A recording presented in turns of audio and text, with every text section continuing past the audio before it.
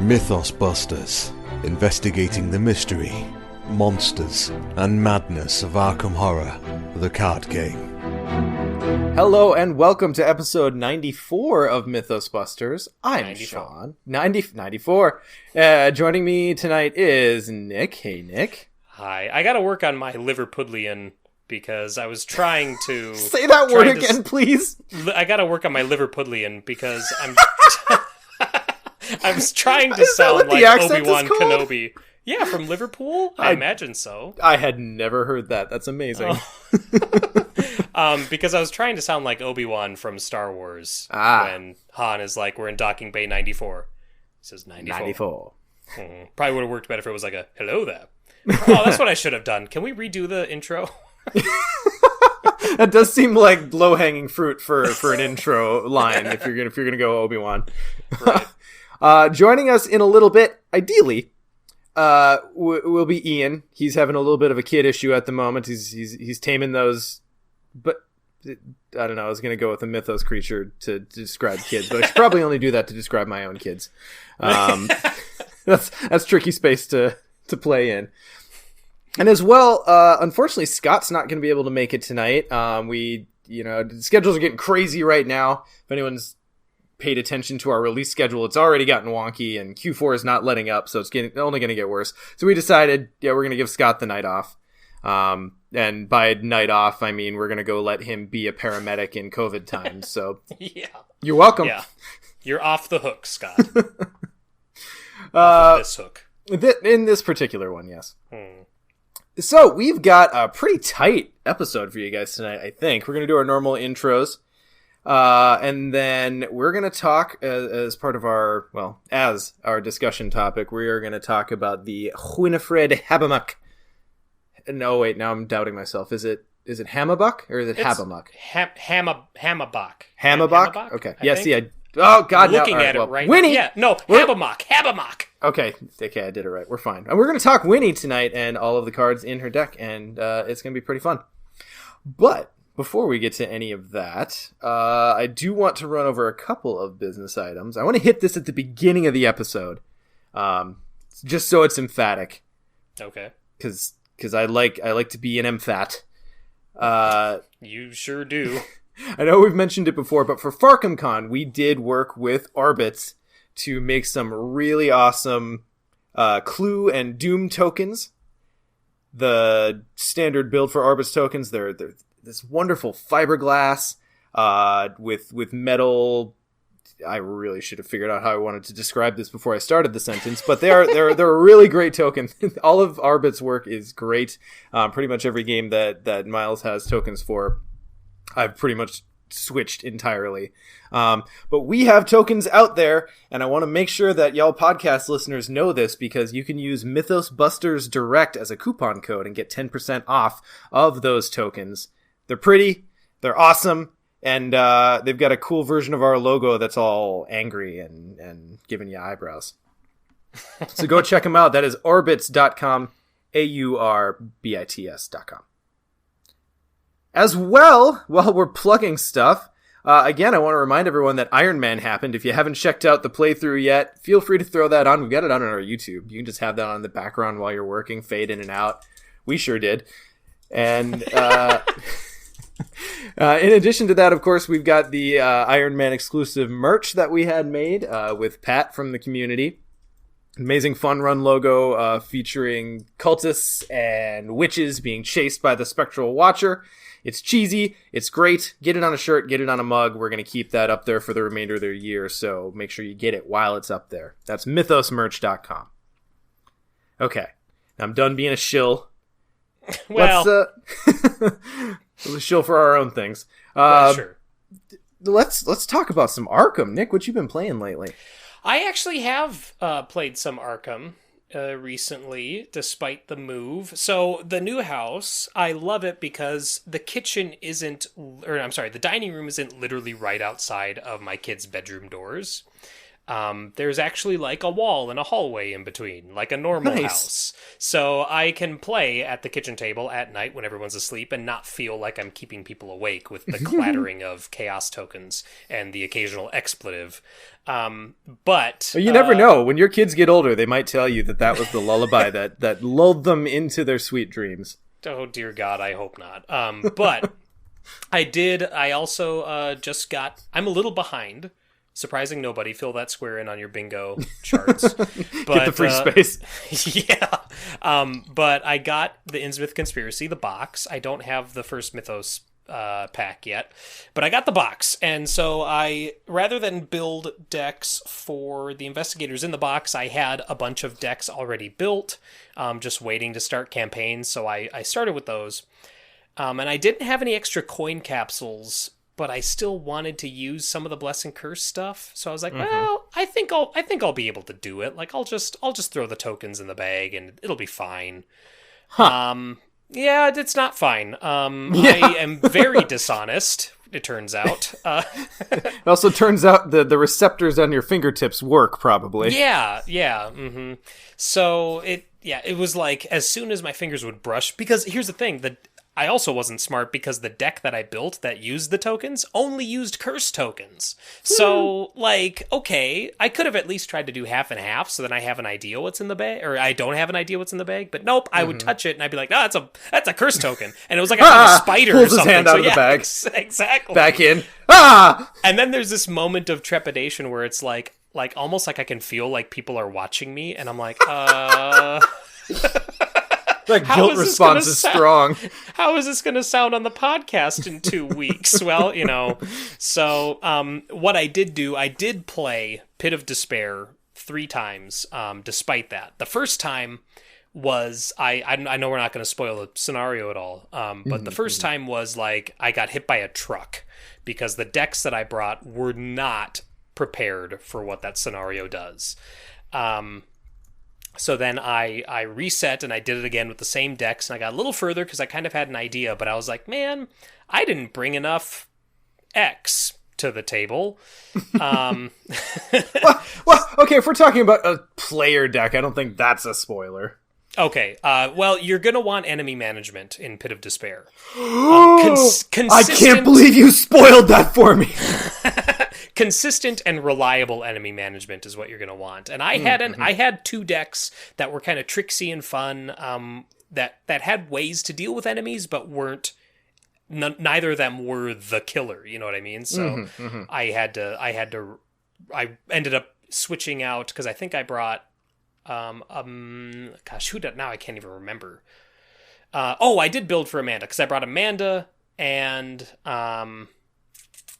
was it Stella? I think it was Amanda and Stella. And then I ended up swapping Stella out for Mark, and I performed a little bit better that time. Still haven't played the second scenario. I'm really excited to, just because the name is really exciting, and I saw something on a card that made me, brought my mind back to the Fellowship event with you years ago, playing. It's exactly what you think it is. Okay, great. Awesome. So I'm excited for that. It good. Mm-hmm. I see that Ian has joined us now. I'm here. Hi, Ian. Hello. Welcome. Yes. Have you put the screeching Bayakis to bed? Something like that. The house may change, but the need to wrangle kids does not. Truth. If anything, it gets a little bit worse as they're still getting settled in, I think. Oh, yes. Yeah, they haven't quite figured out the routine yet. Mm-hmm. The 5 minutes solid of getting up and needing water, and then not having the right book. And then I'm talking about my kid. I presume this is a similar dance that you do. Mm-hmm. And when half the stuff is still packed away, it's Oof. Yeah.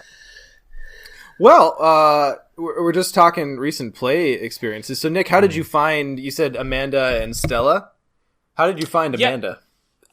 Fun. I'm trying to remember what Amanda's what she does. Oh yeah, she's the one that you bury the skill underneath her, and she can. Yeah, I really like that. Yeah, I think she's that's the one really that repeatedly cool. commits a card. Yeah, that's awesome. And it's the thing is, when you have, I realize I didn't put enough skill cards in her deck, because when you put something like deduction under her, you're like, yeah, now we're getting work done. Mm-hmm. But then you eventually get to a point where you're looking at your hand and it's like, all I have are shortcut and Disc of Insomnia. So I guess shortcut, because it has 2 different icons. You know what I mean? And and it doesn't, you don't get to choose, or I'm sorry, you can't choose no. You have to put something under her, right? Or can you choose not to? You must put something underneath her. That is forced. Right. Yeah. So unfortunately, like, because there were a few turns where I was like, I'd rather not. But she's like, no, give me that card. And I'm like, okay, fine. Shortcut.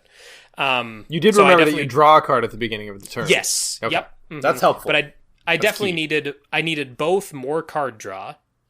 Because there were so many times when I had like 1 card in hand and then she would draw me 1 and I'm like, I don't want to lose either of these. And then I also needed just more skills in general. So yeah, I'm going to tell you this. First upgrade, if you're hurting for card draw, upgrade Perception. It does work. It's so good. I have 1 game of the standalone Amanda deck that I took to Blob with Scott. That shows me her potential, because I got to play with all the toys right away. And then I have, 2 games at this point with basically a level 0 and like a level 4 or 5 deck. So it wasn't a whole lot. And oh boy, there's a little bit of a difference. I think more so of a difference than with most investigators. Turns out leveled up cards get a lot of icons. Who knew? Ian, what you been playing? Well, not a whole lot of Arkham, to be honest. I'm going to have to remember how to play once I get my cards out again. The one thing I did play before moving happened is I started an Innsmouth campaign with Silas and Dexter, the what would we call these? The box versions, as opposed to the promo versions. And so there's nothing too crazy about either of the decks, other than Silas. I'm really leaning on that old harpoon. I like the harpoon a lot.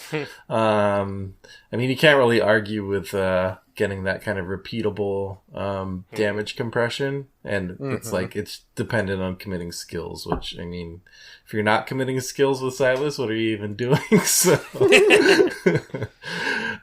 so that you're probably being sad. Yes, accurate. So that's been I played them through the first Innsmouth scenario in about 3/4 of the second, and they're doing pretty good. Not as good as my other campaign with Sister Mary and Amanda, but they're still doing pretty well. Dexter I'm running him as like the Clover. Basically, Silas is handling enemies. Dexter can do that well. I'm getting a ton of work out of Sword Cane to deal with enemies. Yes! Yeah, it's a Hashtag great card. Bloodborne things. Yep, great with Dexter as well. I guess the one thing I'm more and more realizing as the years pass by of playing Arkham two-handed is that more and more I really want, even if I have a dedicated killer on one hand, I want them to have some clue options. Yes. Because what I'm running to with this campaign a lot is so many turns, which I just count as wasted turns because there's no enemies for Silas to deal with. And I'm like, well, that'd be great if he could get some clues. That would like speed up my tempo a ton. So yeah, I just feel like in two-handed, even if you have dedicated killer and dedicated Clover, I still think you need to sneak some clue options into the killer. Yeah. Like if you really want to have optimal decks. I would tend to agree. I think you can make specialists work in two-handed, but I think you're almost always better off building closer to a solo deck than you are to like a 4-player deck. Yeah, because I feel really like get away with any turn where I'm like I'm having that feeling of like no enemies and I'm just kind of spinning wheels. Let me draw a card and resource. Like I feel like that's a little bit of a loss in my heart. Like I should be doing something with this turn. That's right. Yes. Okay. Like that to me is like the biggest lesson I've learned in all of my time playing Arkham is like wasted actions are the biggest waste. Yeah, it's one thing to have a setup turn or like a refresh turn, yeah. Right? But where you're like finding things to do because you're not able to do the things your deck is set up to do is like that's not where you want to be. Yep. The encounter deck is not set up to reward thumb twiddling. No, it is not. Well, I suppose for my part, I actually have gotten a lot of Arkham in since the last time we recorded. Let's see here. Oh, you must not be moving. Yeah, it's pretty great. Let me tell you guys. The one Mythos Buster who's not moving. Let me tell you, I don't mind being our pivot point right now because I've moved a lot in the past 15 years, and boy, it's not fun. I love being in one spot. It's pretty great. But I had a chance to finish my TCU campaign with my sister and her boyfriend. They came over early one day, and we were able to actually knock out 2 scenarios. We played in the Clutches of Chaos, and we actually played it. That was really good. And then we played Before the Black Throne. And boy, it wasn't quite as harrowing as our Iron Man playthrough, but it did also come down to the last turn. Light mechanical spoilers for the end of TCU if you haven't played it yet. They'll be done very shortly here. But so the first configuration took us forever because we needed to get set up. We had bad pulls. It just took us forever to get through it. Second configuration, the first Cosmos that we checked was the one we were looking for. And because we had gotten so much momentum rolling in the first one, we already had all the clues we needed to get to the third act. Nice. And then in the third act, we were like, yes, okay, cool. We caught up a ton of time in Act 2. We got this. We checked the first one. Okay, not it. A few turns later, get to the second one. Okay, not it. And by the time we're like rolling around to the third one, it's like, okay, and it was in the upper right hand corner of the map configuration. I'm like, okay, if this isn't it, we are so screwed. We have like 2 turns left. And we've got, I think it's like 6 clues to get off of the actual Black Throne once you get there. Because we're playing 3-player. Sure enough, turn over the third one, not it. Yeah. But the location that's sitting right next to it was the fucking glass elevator, and we hadn't spent any of our resources off the resource card or off the scenario card yet. So over the course of the next 2 turns, 2 of the 3 of us just spent basically all of our actions sliding the glass elevator down to that last location that we hadn't checked yet. Oh, wow. Managed to slide our Kluver in there, and then a couple of... and our Kluver's Joe, by the way. 3-player Kluver, and he's doing major work. I was very impressed with that deck. And yeah, Joe slipped in, got all the clues, capped it off, and it was like down to the last... I maybe would have had 2 actions to try to pick up the clues if he hadn't gotten it, but it was so close. God, that scenario is just... It's so stressful. My heart rate's up just thinking about it. And then beyond that, the other thing I kind of wanted to talk about, and I know you guys are maybe a little bit from this, although Nick, maybe I don't know where you're at with Ellie, but I've been trying to get my daughter to play a bit of Arkham with me here and there. It's a very important game with me, and any of you out there who have kids and are dancing this dance too, hopefully have learned that pushing too hard is not a good idea.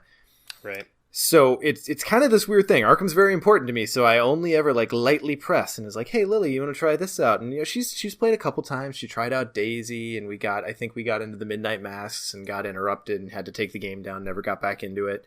And since then, it's been kind of a little bit of a battle to convince her, like, "Hey, I really think you would enjoy this if you bother to learn and kind of get the turn flow down," because she's just got this thing where like the learning curve is just not something she's often willing to climb on some games. The ones where I can get her to do it, she always gets there and enjoys games and actually gets really good at them. I'm pretty sure she can outshoot me in Overwatch now. which isn't saying much, but so it finally got to the point. I'm like, you know what? I think I have my in. So I pulled out Barkham, and I made a Duke deck. There you go. I made a Duke deck, and I'm like, okay, Lil, and it's like a broken ass Duke deck. It's got like Leo DeLuca and Milan, Christopher Milan, Milan Christopher. I don't know why I got that wrong. Just all the toys. Just like if you were to take this deck to a regular meetup, it would just be like, dude, why are you doing all of the resource things? It's so ridiculous. But I also knew that it would also, kind of take down the frustration aspect of it, because we're also playing on easy, because why not? Just I really wanted a foot in the door. Yeah. And it turns out it worked pretty well. We started up the Carcosa campaign. We got through Curtain Call. And now she's actually kind of tickled that we're taking a dog to a dinner party. So you're playing the Barkham investigators outside of Barkham, yes. I see. Okay. So I figured, and I kind of debated just trying her on Barkham, because I figured she'd get more of a kick out of the silliness and kind of the shoot dogs and cats and stuff. But at the same time, I feel like mechanically Barkham is a little bit more complex than your average. Your kind of average starting scenario. Yeah, and I had already tried her on the core set, so I didn't want to rehash that and have her get bored. For some reason, I didn't think she'd really take to Dunwich as much, but like the idea of like this play that goes wrong and there's craziness, it ended up just being the right hook. So now I've got her on the hook to play the Last King probably tomorrow. So. Anyway, I just wanted to throw that out there. I know a lot of our listeners do also have kids of their own and maybe are dancing that same dance. So just know that it can be danced, and it can be danced successfully. I don't know how far we'll go. I don't know if we'll actually finish this campaign, but it's as far in as I've ever made it. So I'm really pumped. Also had a chance to try out Gloria alongside that, an enemy management Gloria, because Lily decided that she wanted to like take care of clues and just be the hound dog. And turns out Gloria's great even in 2-player. Can confirm. Can confirm. Not that I needed too much more on easy with Lily playing an OP deck to begin with. But yeah. Yeah. Anyway. I want to get my hands on Gloria because she seems super fun, and I'm bummed that I don't have that novella. But Barkham. I still haven't played Barkham. Would recommend. Yeah, I keep looking at it, and I keep looking at all the, like, everything's sleeved and in the box, and I'm like, well, I should, but I just haven't done it. I didn't think about using that as a way to get, like, because I remember when Barkham came out, what I did was I showed it to my wife, because my wife and I used to play a lot together, and she has since fallen off. But I showed her the box, I was like, hey, look at this, and she just kind of looked at it and went, oh. And I was like, okay, that didn't have the reaction that I expected. That's worse than hate. Indifference is worse than a negative reaction sometimes. But that's true. with my daughter Ellie, who's 10, I told her this before we moved, like when I was packing stuff up. I'm like, Ellie, I'm like, I have it all packed up right now. I'm like, but anytime you want to learn any game on my shelf, all you have to, I'm like, you're at the age now where you can just go, Dad, I want to learn how to play this, and as long as you're going to put effort into learning when I teach you, I will happily teach you any game on that shelf. Doesn't matter. As long as you and I can play it together, I will teach you any game. And she was like, really? I'm like, yeah. I'm like, you're old enough, of course. And then and then she pulls down Cobra Paw, and you're like, all right, any other game? Well, she loves Cobra, like she already knows that. Yeah. So. But my work schedule's been kind of crazy the last few weeks, so I've been out of the house later in the evenings than normally. And when I would get back, it was always Ellie and my wife playing like Skip-Bo, or playing, something like that, some card game. And one night when I was home during the day, I was like, and she's like, Mom, do you want to play Skip-Bo? And my wife's like, sure. And I'm like, Ellie, I'm like, you can go down and pick out any game on my shelf, and I will teach you how to play it. And she was like, oh, yeah. And then went back to Skip-Bo, and I was like, all right, well, I guess that ship has sailed, so I think I'll need to pick the game and yeah. To her. It's kind of one of those things where, like, an open invitation from the inviter seems like a good deal, right? But it puts so much decision making on the other person that most people just kind of leave it open. Like, yeah, open invitation to come over and have dinner. Like, no one's ever going to call up and be like, yeah, I want to come have dinner at your place. Like, it just, Yeah. it doesn't happen that way, unfortunately. Right. That would be pretty funny, though. How's Feeling a little toast hungry? tonight? Yeah. I'm here now. I brought crudité. My son is 6, so he's a few years away from playing Arkham. But I mean, obviously, kids change as they get older. But if he retains even a portion of his current love for all things gaming, I'm sure he'll be up for it. The funny part is he watched a small portion of our Iron Man, and now like he asks me often, like, "Oh, when are you doing Iron Man again?" Like, because he wants to watch it. Like, he doesn't quite fully understand it, but it was very interesting to him for some reason. It's too soon, son. It's too soon. Especially since he saw the part where I got knocked out, so he kept asking, like, Yes! do you get to play again? Like, when do you get to play again? That was so adorable. Then I suppose the only other thing that I've notably played, I've done a little bit of Innsmouth. Well, I've actually done a decent amount of Innsmouth, but I did have a chance, since we were just talking about Barkham. Justin came over and his brother's moving into town, so we had a chance to sit down and play 3-player Barkham. We haven't really talked too much about Barkham on the podcast, so I kind of want to give it a little bit of time here, even if it's not like a full segment like I think we'll eventually do. First of all, would recommend. It's really fun. I know a lot of people, the general consensus out there is that it is a little on the easier side for standalones, which, normally I'd agree with. Somehow we managed to lose it, though. So can confirm that if you pull tentacles at the right moments, the scenario will beat you. But the thing I really want to bring up is that I had like the dream Skids O'Drool moment.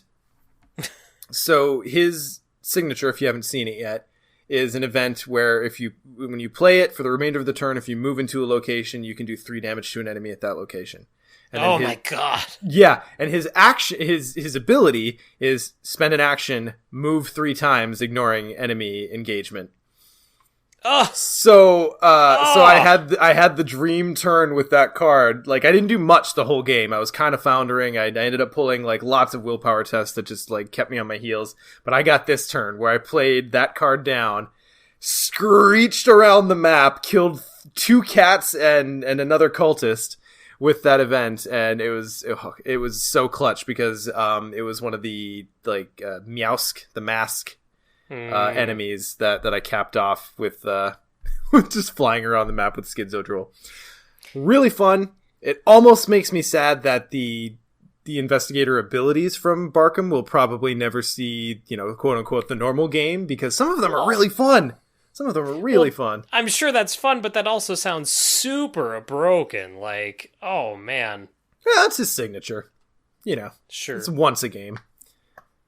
But I suppose, yeah. Yeah. I mean, it was fun, and I did not think I'd get to have that much fun with it, because also that card has undisputably the best traits of any card in the game. Which are? Oh, God, I'd have to find it. It's... Of course. Whatever it is, it's great. Yeah, trust me on this one, guys. Hang on. I'm pretty sure we covered it in the announcement article. Yeah. I don't know when we would do it, but I still have dreams of doing an Iron Man with Barkham investigators one day. Maybe after the game is over. Oh, God, don't tempt me, Frodo.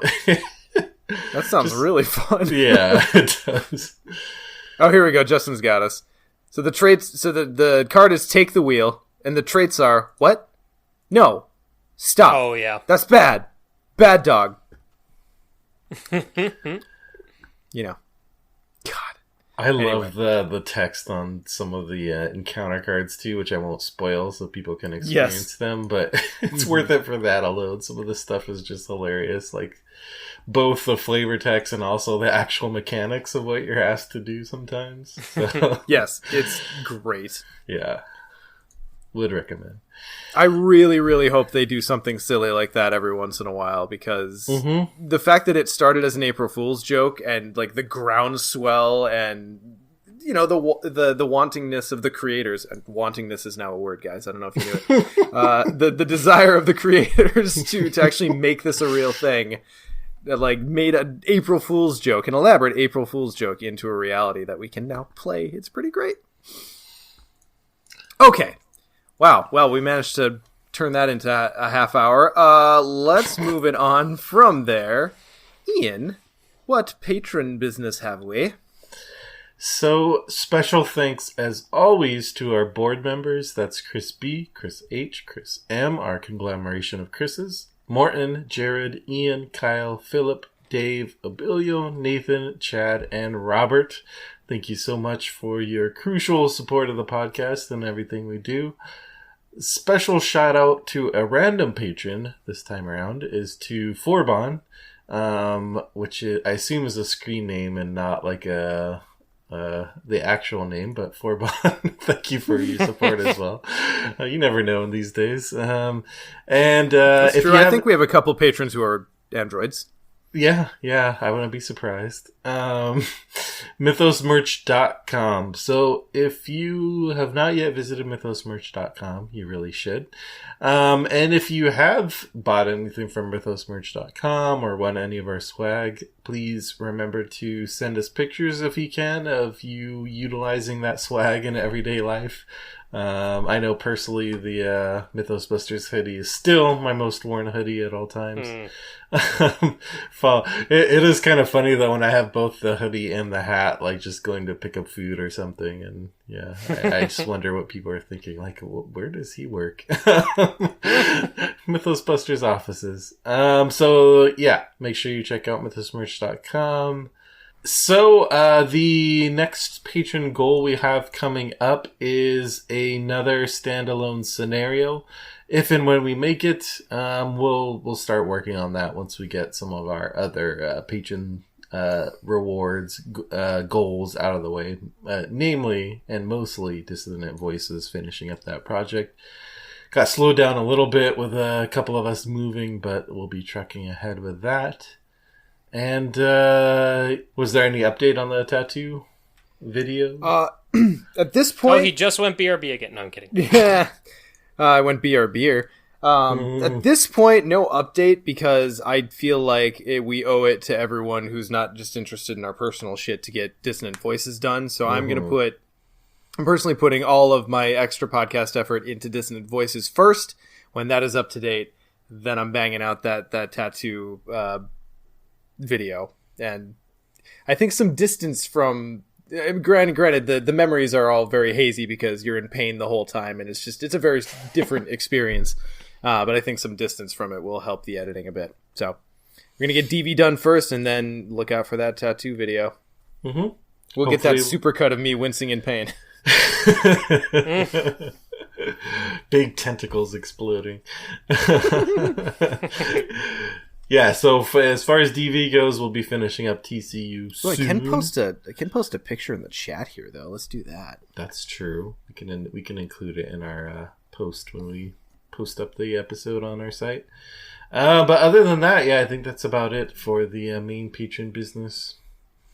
Wonderful. All right, well, I'll find that picture later. I think we didn't really have any big news articles since we last recorded. Things are a little bit on a slow, but we did want to remind everyone that the FFG Play and Share campaign is happening. So if you're unaware of this, it's FFG's organized play department basically have set up this kind of campaign whereby when you use this hashtag and you you post to social media about their games, obviously we would encourage you to do Arkham, that you can unlock content and achievements for those games. So use hashtag FFG Play and Share. Feel free to tag us. We definitely like seeing them. We've posted a couple things out there. Check our social media if you just want to tag a comment on one that we've already got going. Use that hashtag and let's see if we can unlock some extra content. We already got kind of an alt art for Daisy, correct? Is that the only thing we've unlocked so far? As far as I'm aware, yeah, I think that's correct. I haven't seen anything else come down the pike. Okay. I would not mind. Obviously, I'm sad in general that we don't have an invocation event, this year, and probably will not be an official normal invocation event for a while. I really want more alternate art investigators specifically. It's such a key card to have cool new art for. I want more partners and whatnot for my alt art Daisy, so I'm super excited that that's at least the first thing we got. So hopefully we can unlock more of that stuff. I would agree that I would also want more alt art investigators, and it's weird that they went with Daisy, because now we have 3 versions of Daisy's art. Yep. Well, it always rankles me a little bit, and this happened when I was really deep into Lord of the Rings too, where it seems like the core set characters get so much more play than everything else, even when some of them, and I'm not saying this about Daisy, but even when some of them are maybe not as played or as not as powerful, but just because the core set is such a, you have to have bought it. It's a safe bet. It is, and it's just kind of an unfortunate artifact of the LCG model, I guess. Yeah, but please, more alt art that's not Daisy. She's got some. give me an Agnes, for fuck's sake. Watch the next one be like alt art parallel Daisy. You joke. It my wouldn't God. surprise me. I want that to happen now. All right. Well, we're going to skip the rules section because Scott is out. I don't know if there's been any major fallout or further clarifications made since the big FAQ has dropped, but we'll catch that on the next time, if so. So let's hop into our main topic tonight. It's going to be meaty, and it's going to be green and fun. Ian, we're going to lean heavily on you in general. So why don't you go ahead and start us off and read Winifred? Winifred Habbamock is the aviatrix. She has 1 willpower, as you do, 3 intellect, 3 combat, 5 agility, criminal traded. As a zappy boy, a free trigger, electrocution window. If 2 different non-weakness cards you control are committed to the skill test, draw 1 card, limit once per test.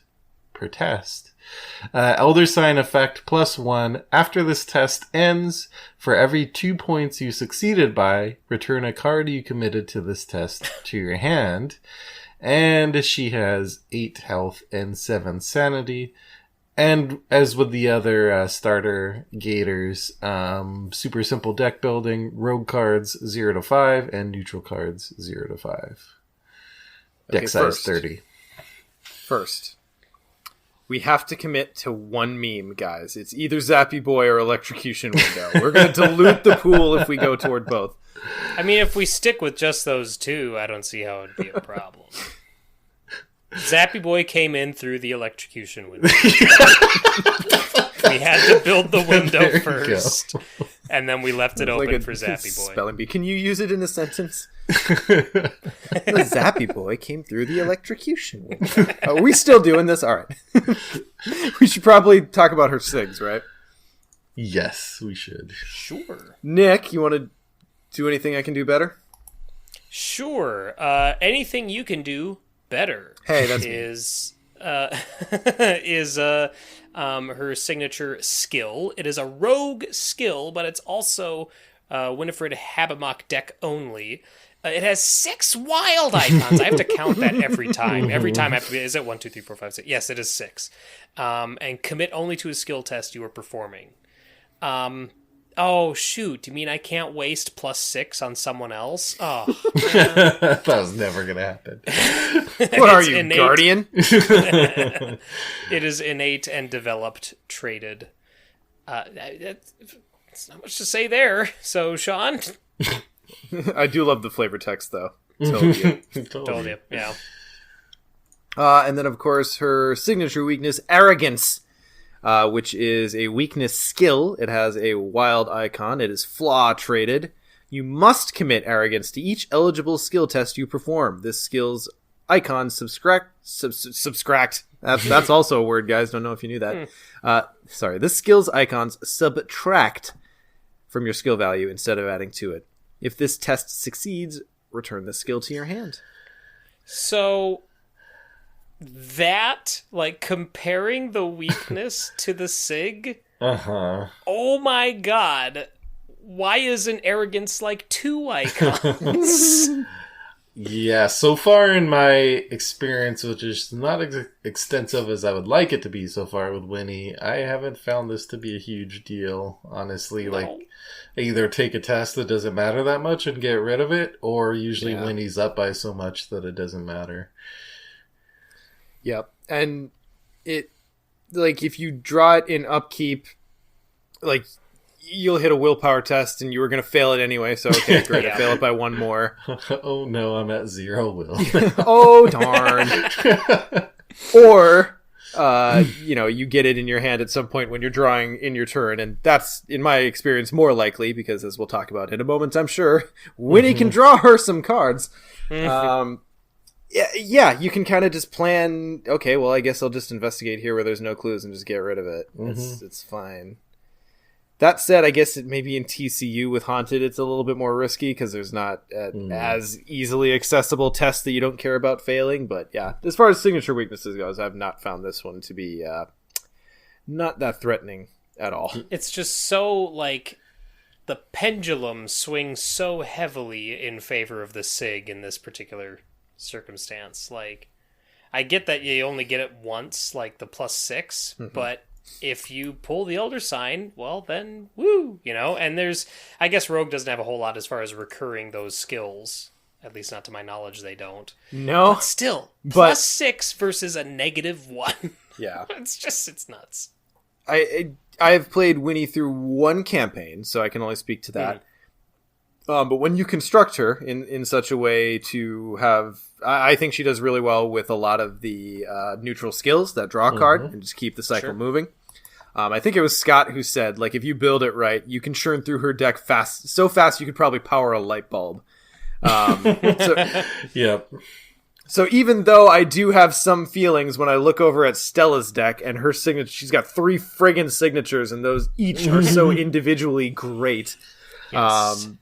Yeah, I do think that this one's good. Like, I don't know. I tend to hold on to this one for a nasty willpower test, or I guess when I need to make something key and big happen.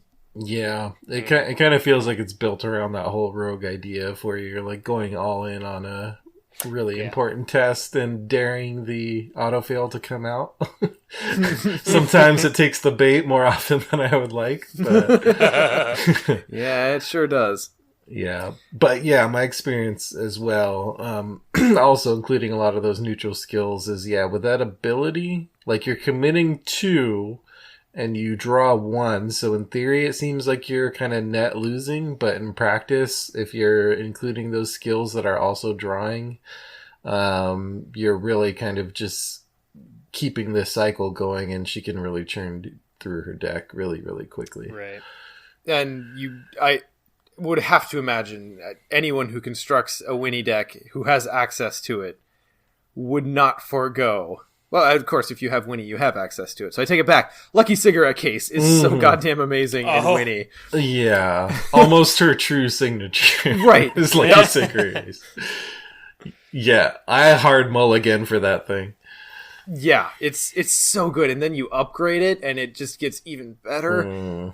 And, like, you're almost net neutral on a lot of these tests where you're committing 2 cards. It's...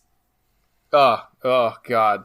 I had such a good time with Constructed Winnie. We're probably going to talk about it as we get a little bit farther in, but her Constructed deck, I do think, does not have enough juicy things to commit to really harness her ability. You mean her pre-constructed? Yes, that is what I meant. Yet, 2 things about her ability that I didn't realize upon first reading. Any card that's committed, it doesn't have to be 2 non-weakness skill cards. It's just 2 of anything. Yep. And you don't have to succeed the test. So even if you pull the auto fail, you still get the card draw. Like, wow, that's really nice. It's pretty fantastic. And there are certain investigators where when you pull the Elder Sign, it's like, okay, I succeed my more, great. Or like Akachi, where it's like, okay, I succeed. Oh, cool, I get a charge, whoop-de-doo. Yep. It's cool, but it's not like, And then there are some investigators where when you draw that elder sign and you look at what you've just set up, it's like, yeah, boy, here we go. Like, Winnie does it, Silas does it. Trying to think who else I've had a really good time with elder signs. Patrice! Oh, I love it. I would say no one from the core set, and probably no one from Dunwich. I do really love the elder signs that actually do something aside from helping you succeed, because most of the time I'm doing the work to get me in that position anyway.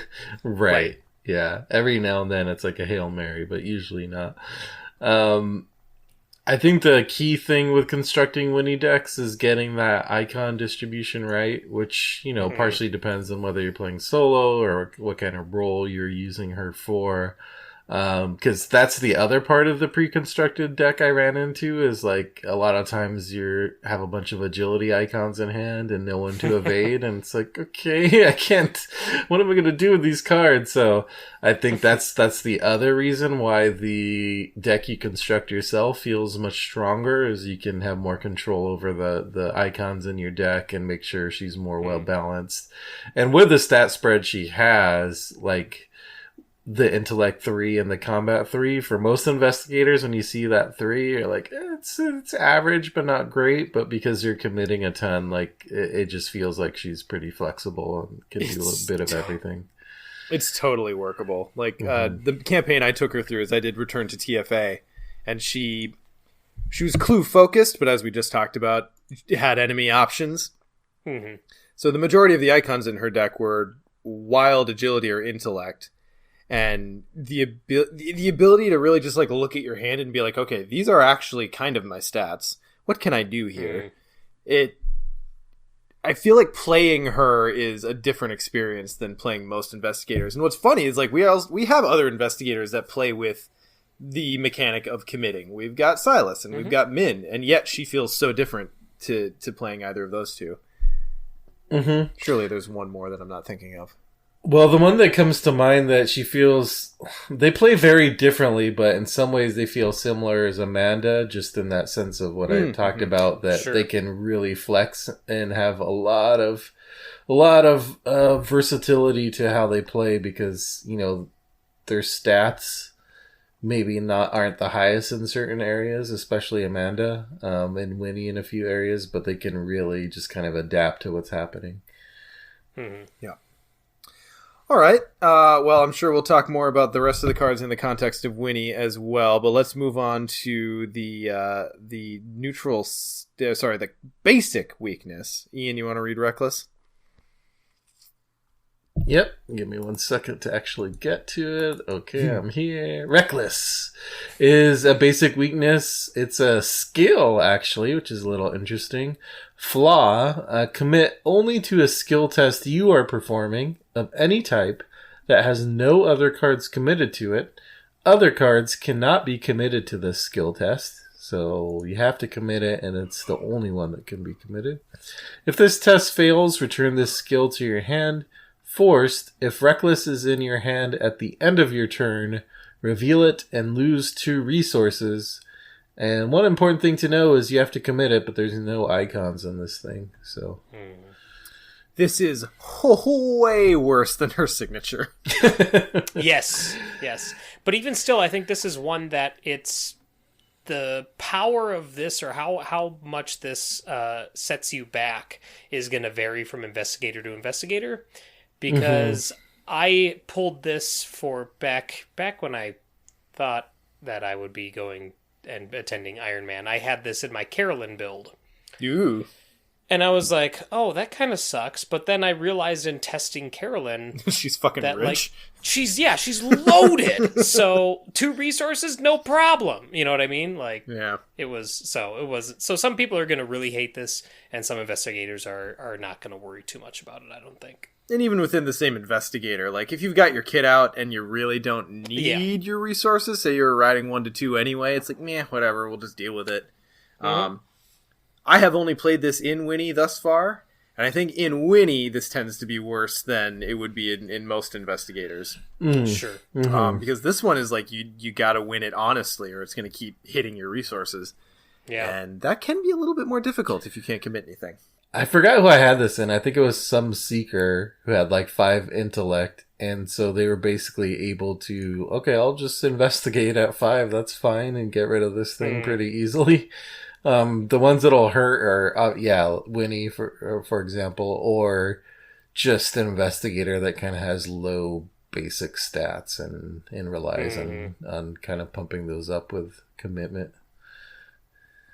Yeah, if you're an investigator who has like 5 combat or 5 agility, this isn't going to be great because those force you to have something to trigger off of, whereas intellect, you can test that literally anytime you want. And will, I guess, is another one that's a little tougher, but if you're using will, you're probably a mystic anyway, you know what I mean? And then you can probably use will more often than you'd expect. So, yeah, this one varies wildly. All right. So then let's move on to the level 0 cards within the deck. A card we know, a card we love. Do we still love it? Lockpicks. Nick, I think it's you. Lockpicks is a level 0 rogue asset that costs 3 resources. It has 1 intellect icon, item, tool, and illicit traded. Action, exhaust lockpicks, investigate. Add your agility value to your skill value for this investigation. If you do not succeed by at least 2, discard lockpicks, and they take up a hand slot. I'm gonna say, and I'm gonna guess that you guys are mostly agreeing, but I'm gonna say that this is pretty garbo. Yes? I think it depends on your investigator. Yeah. Does it though? It does, because when you're adding 5 to that skill test, succeeding by 2 is not that hard. To one skill test. Sure, but if you succeed by 2, you keep it around. Yeah. I found it to be, I think, at least it met my expectations when I first read it. It's like, oh, okay, this is going to be like 2 or 3 good tests until something goes wrong, or I pull the tentacle and then it's going away. But in the meantime, it's going to be decent clue gathering. Sure. That said, in a lot of investigators, I think maybe flashlight's going to be a more reliable option. That's what I was thinking. But I do think it matters a lot what it looks like to add your agility. If you're going hard agility as like a main stat, this can be pretty good, but yeah, it definitely can. It's kind of like baseball bat. We're like, yeah, it can work until it doesn't. Yeah, I like that it exists at level 0. And likely if you're taking it, you're probably going to upgrade to level 1 lockpicks, which it's not like that's a huge ask to get that XP for that. So I think it works well. So you're like scenario 1 card if you are that kind of heavy agility investigator to keep you going until you can upgrade. Yeah, it's not a bad place to start.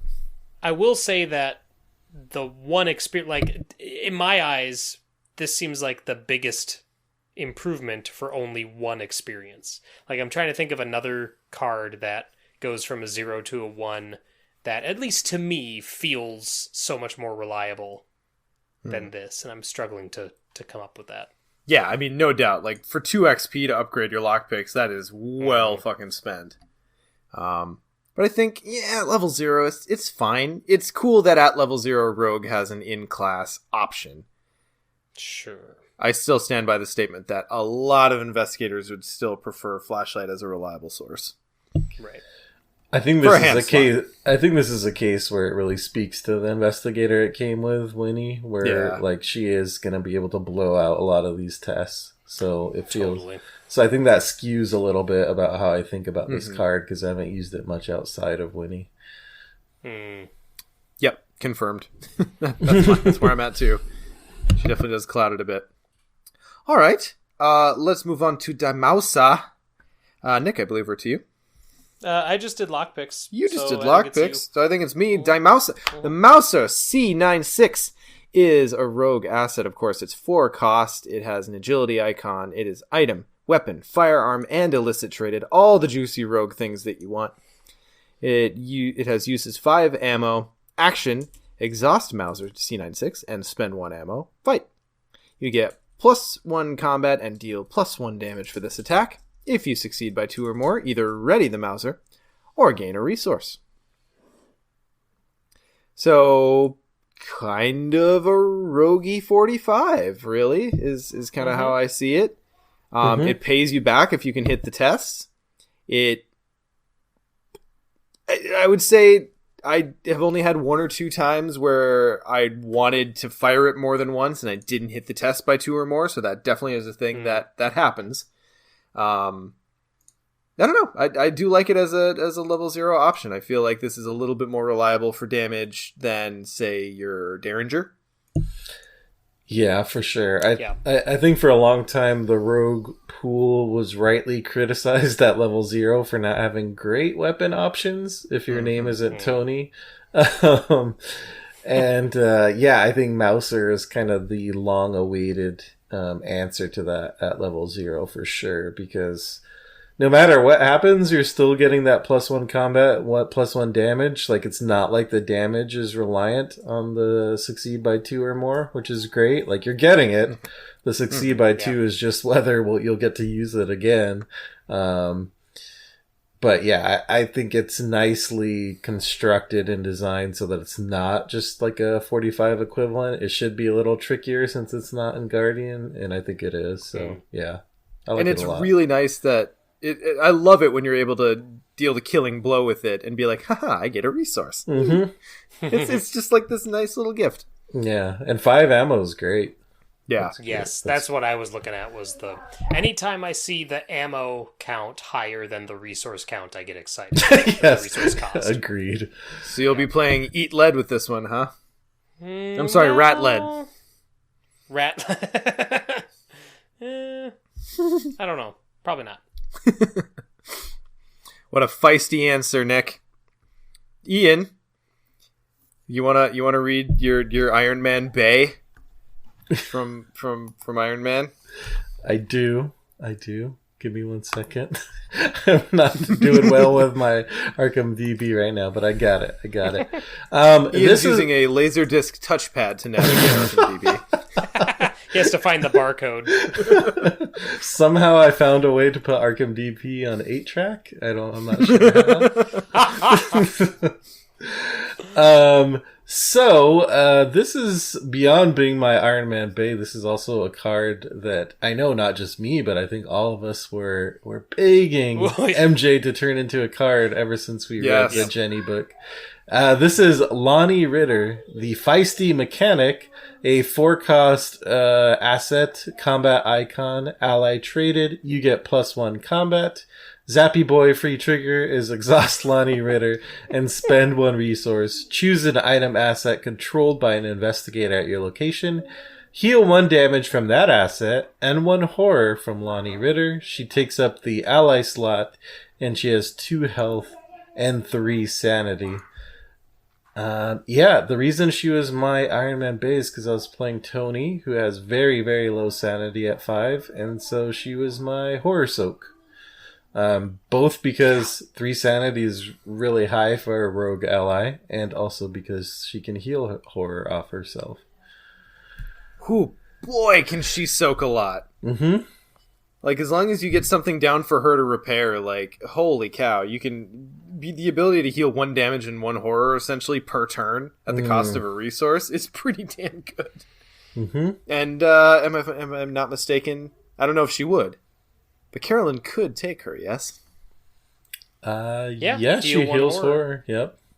So there's that. You get the resource back. Yeah. Oh, I didn't think about that. So there's that. If you ever find a way to very effectively spend health and sanity in Carolyn, well, there's a fun little engine for you. Good luck. But I really like how Lonnie is the feisty mechanic, but really, like, she's what's the term? Someone who fixes clothes. Tailor? Seamstress? Tailor. Yeah. Yep. Because everything that I can think of that you stack tricks. damage on, every item that I can think of that you stack damage on is like leather coat. Yep. Trench coat. fine clothes, you can't stack it because once it's there, it's gone. Leather jacket. But yeah. Leather jacket. And I haven't looked at the vehicle stuff that's been spoiled in a while, so I don't know if those, but I would hope that those interact with Lonnie in some way, like that they get damage stacked on them, and that they're item traded, I guess? God, a boy can dream. That would be weird if a car is item traded. Yeah. I mean, it is an item. It's a big item. Sure. It's, but... weird. Hopefully we'll at least get just like a regular motorcycle as a player card at some point or something. Oh my god, I would... Yes. That's what I'm really hoping for. I mean, we're due, right? Yeah. I would think so. We've been due since it was in the art on the playmat for Narrow Escape. Yeah, you're not wrong. I agree with Ian though that yes, I'm super excited to see Lonnie in the game. I'm also excited that she kind of like encourages you to play around with different archetypes because she does a few different things. She does the combat boost, she does the horror soak and healing, and she also does the item interaction. So you have 3 different avenues in which there's encouragement to include her in your deck, and then she also then potentially causes you to look at the rest of your deck composition and be like, am I using her to her full extent? Is there another strategy I could try with this item play? That sort of thing. So I really like the design of her. Yeah, I think her options are limited at the moment, but I feel like this is a card that's really going to open up as the game matures and more item options obviously come out. But yeah, like if you're going combat and you are expecting to take some hits, as you should, she is a great option at level 0. I think she's a neat little package. Yeah, she feels a good slot at level 0, I think, where we have some great upgraded higher XP rogue allies, and at level 0 you have like Leo DeLuca and a couple other options, but I think she provides another kind of feature or another way to play rogue at level 0 beyond just let's pile on actions with the manatee. With Lonnie, she's I think having that horror soak option is huge for rogue, especially people like Tony. And one aside I want to make even Skids. Yeah, I mean anyone who wants to take hits, and I think that, and maybe this is like a topic for an entire content discussion, but or an entire discussion topic rather. But I feel like when you put cards in your deck that heal or prevent damage, in order to really get efficiency out of them, you kind of have to play a little bit differently. Particularly in multiplayer, I think engaging enemies off of the cloovers becomes a much more attractive option. Taking attacks of opportunity to get an important thing done becomes a lot more palatable. Like, to be able to play a little bit more aggro because you know that for a resource you can heal 1-1 repeatedly throughout the game. I feel like you don't truly feel the benefit of cards like this until you kind of adjust your play to suit it.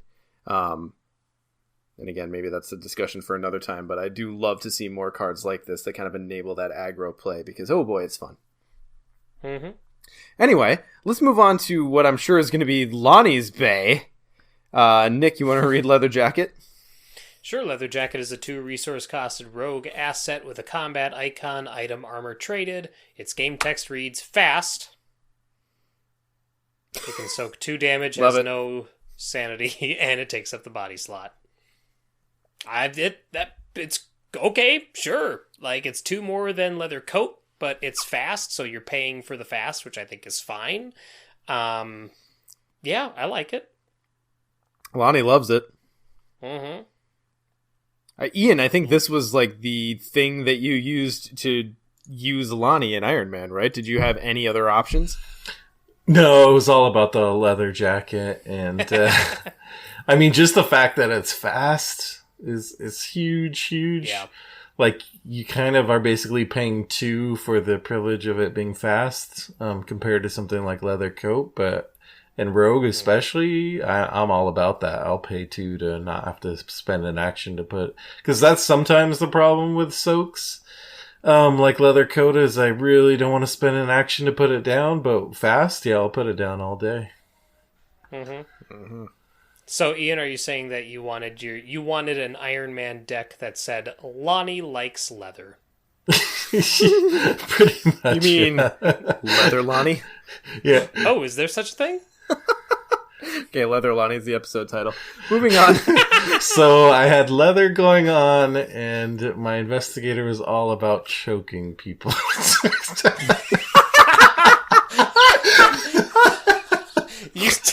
That was the best next step to that reference. He was playing his Daddy Tony deck. Yeah, Daddy Tony.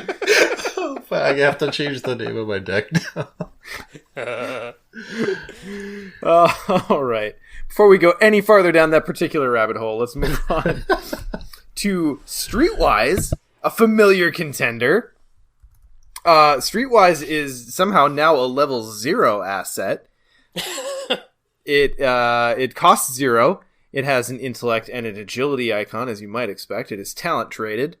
Electrocution window, spend 2 resources. You get +2 intellect for this skill test. Or spend 2 resources, you get +2 agility for this skill test. I have found. So what's? Oh, go ahead. I mean, I think in general, what I have found is that as long as you have a resource engine that gives you some resources to pour into this is still efficient enough to be included. Obviously, not nearly as efficient as the broken one, but I think this is a decent little card. I think you'll look at this before you look at Hard Knocks. Where is this? Where is OG Streetwise on the taboo list? What is its current iteration? It's currently at 6 XP, game text unaltered. Mm-hmm. Is level 0 better than OG taboo Streetwise? I might have argued when it was sitting at 8, but I think 6 is perfectly reasonable for OG Streetwise. Oh, I suppose permanent. Oh, that's a permanent big thing. Never mind. Yeah, permanent. Yeah, that's huge. Okay, all right. Yep. Nope. I'm an asshole. Well, how dare you be wrong? Separate discussion. But... That's episode 95. Put that on the topic list. Yeah, I mean, the upgraded one is still amazing, obviously, but this is a great option at level 0 for 0 cost. Put it down. Yeah, like Sean said, much better than Hard Knocks, and 2 for 2 is great. Preston loves it, of course. So... I feel like Hard Knocks is combat and agility, isn't it? Correct. Mm-hmm. Yeah. That I do intellect feel like boost is great. Yes, exactly. Huge. Like the fact, like these are the 2 stats that rogues are going to want most often. Mm-hmm. Maybe if you're playing killer, you care about something else, but like for the most part, you have other more reliable options that aren't going to eat the same sort of like corner of use space. You know what I mean? Than going with Hard Knocks. I found this to be pretty decent when I played the Winnie deck as is. She's a little bit resource starved to my liking for a rogue because she has more assets than I would have otherwise liked. But this at 0, you slap it down, like whenever you need the boost, being able to get to +2, it's good. It's good. It's not great, but it's good. Right. Mm-hmm. And the other thing about having a level 0 option is potentially other investigators, like our old Dunwich friends, can take it if they want. Like, I don't hate it. And let's say someone like Zoe that's racking in resources and you're playing solo and you want to have an option to evade or do some investigating straight up. Oh, God, that Dunwich splash. I never think about the Dunwich investigators when I should. You said Zoe. I'm like, why the fuck is he talking? Oh, right, Zoe. Yeah. God damn. Really good. All right. Well, I know that might have been a bitter pill for you, Ian. No. Pilfer is a 4-cost level 0 rogue event. Intellect and agility icons. Trick traded. Investigate action. This investigation uses agility instead of intellect. If you succeed, discover 2 additional clues at your location. Wow. There's a lot going on here. The like this when I read that text, my brain goes, "That's insane. That is insane that exists. That it's you get to use the skill that you're better at, and you get 3 clues. 3 clues. But then I'm like, yeah. Oh yeah, it's 4 resources, and that's nothing. That's not an easy cost to just throw down whatever you want. I mean, for rogues, it's easier than most. A sticking point. But I think this is perfect, and that also puts it in the prime spot to then get an upgrade. You know what I mean? Like throw some experience behind this later, hopefully, and we might see a lower resource cost or something. So, oh, never mind. I'm a jackass again. There literally is one in the deck. Oh, I thought you were being clever. Nope. Okay. So maybe I'm the negative Nelly on this one. I have found this. I've included it both times that I played Winnie. I didn't find it to be a thing that I played. It ended up getting committed more often than not, which was fine, because with Winnie, that's a perfectly acceptable use of a card. But first of all, getting 3 clues off a location, the value in that is very conditional. You have to be playing above solo, and only some locations in 2-player. I suppose. So, like, right there, getting the full value out of this can be tricky. But if you're, 3 to 4 player, it's pretty reliable. So I feel like maybe this is a little bit better in those player counts. The other thing is that for resources, I kind of wanted this to be a skill test that mashes the skills together instead of substitutes. Oh, sure. But that's not a deal breaker. It's just 4 resources is a big pill to swallow. Yeah, it's really the cost more than anything. And usually I say, like, rogues are swimming in resources. But even then, it's a lot. And I definitely see the value. Yeah, I think this is mostly a 3-4 player card. Just because of the fact...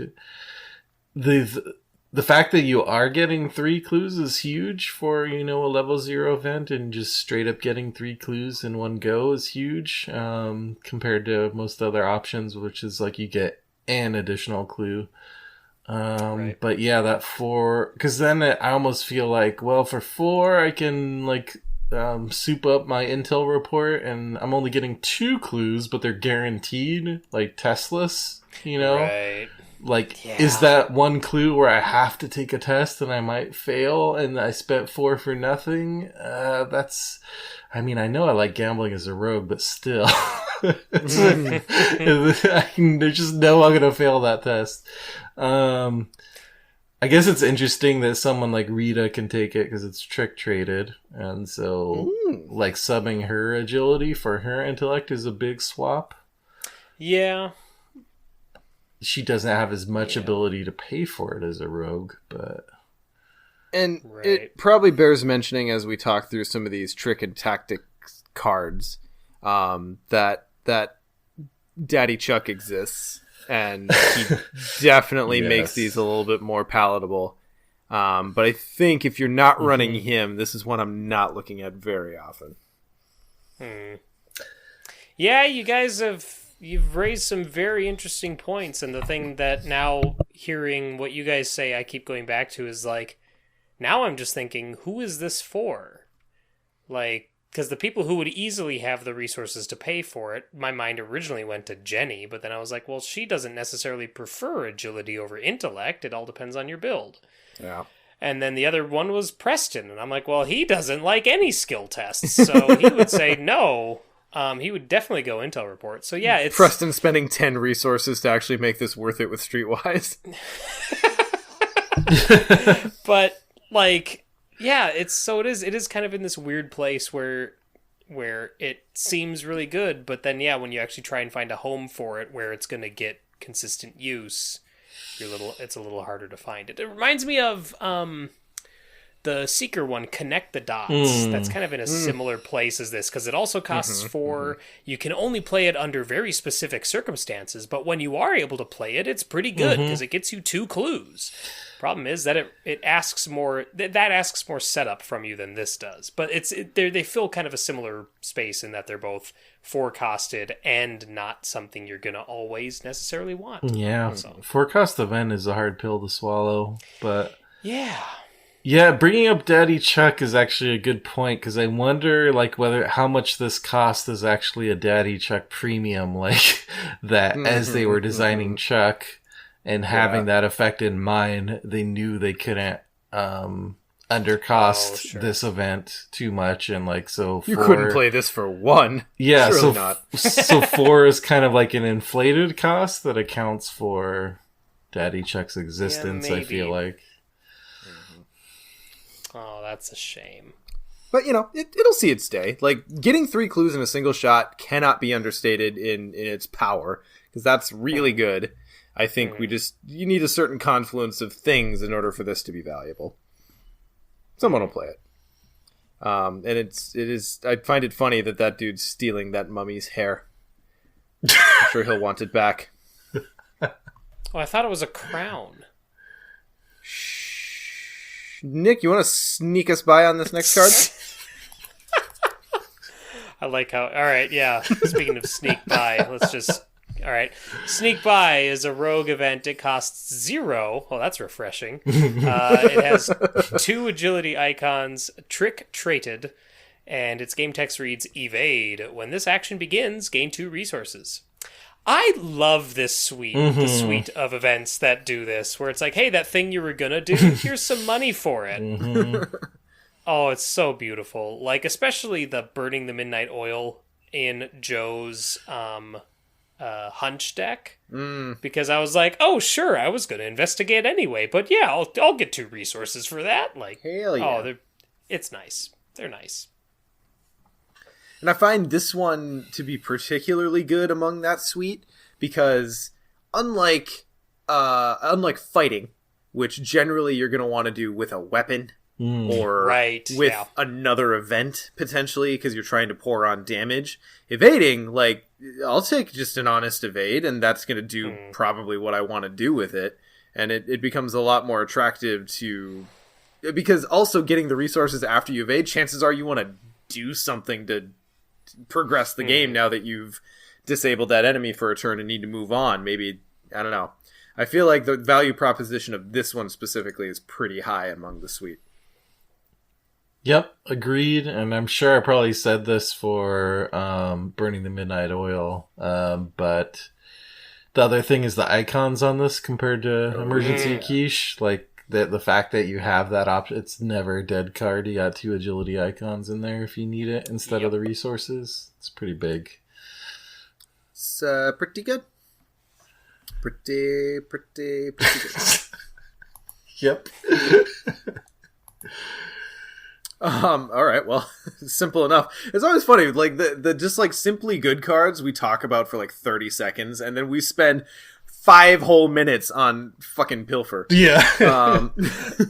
That's always how it goes. You got to explain a card a little bit more. But I'll move us on to Nimble, which I got to throw a shout out to Justin. Has this in his Silas deck. And when we played through the Innsmouth box, holy shit, this card was MVP. Silas was just drag car racing across the map to get shit done, and it was fun to watch. But anyway, Nimble is a level 0 rogue skill. It has a single agility icon. It is innate traded, which is why Silas can take it. And for each point this skill test succeeds by, after it resolves, you may immediately move to a connecting location, to a maximum of 3 times. Bear in mind, it does not say a connecting revealed location. You can open up the map with this card, and that's pretty good. Really good. So you know how I'm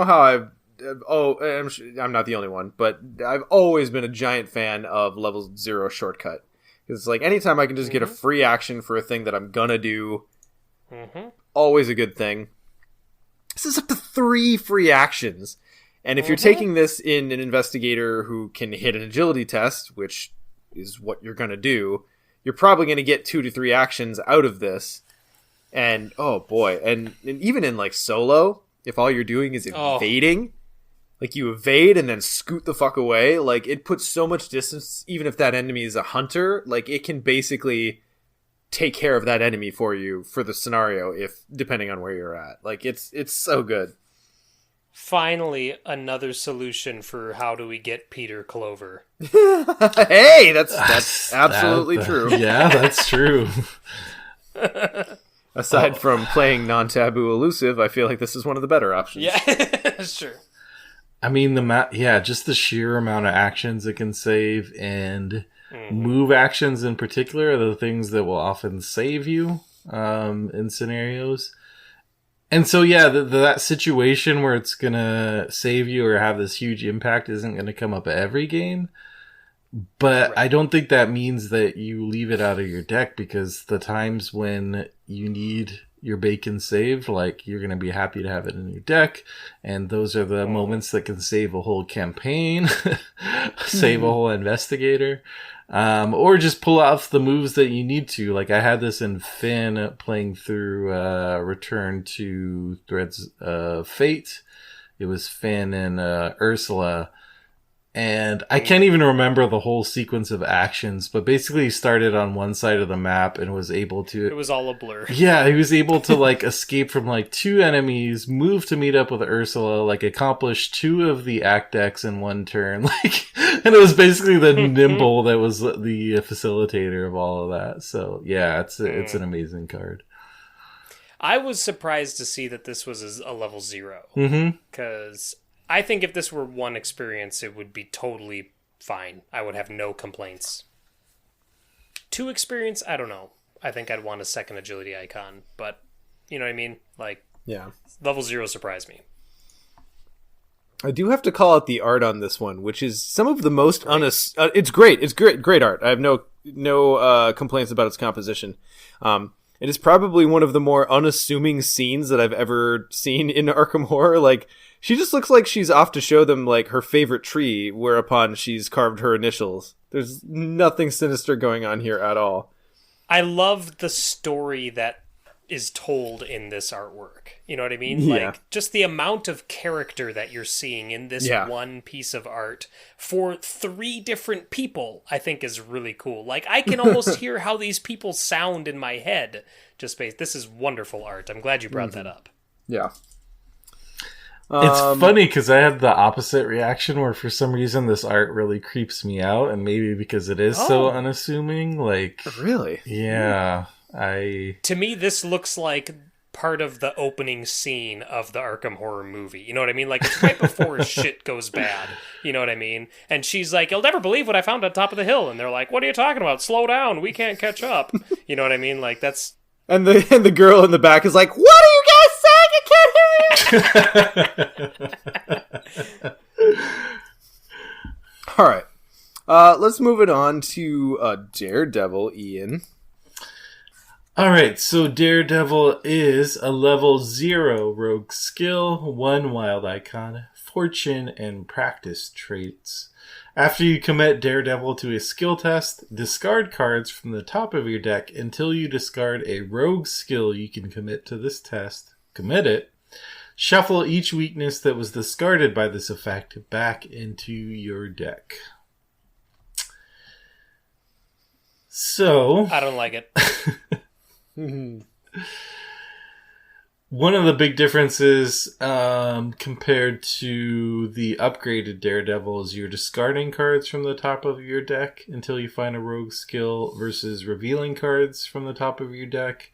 And so the upgraded Daredevil, you're getting to shuffle those revealed cards back into your deck, whereas this is discarding them, and they're gone into your discard pile until you cycle back through. And your weaknesses get shuffled back in, so they've now become more present. Mm-hmm. I played it in her level 0 deck. I don't think I will again. No, I don't like this one. I don't see any reason to include this even if you're planning to go to the level 2 version. Like, there's better options. This feels weird saying that, but there are better level 0 rogue skills than this. Like, I would even take Opportunist, I think, over Daredevil. Let's not get crazy now.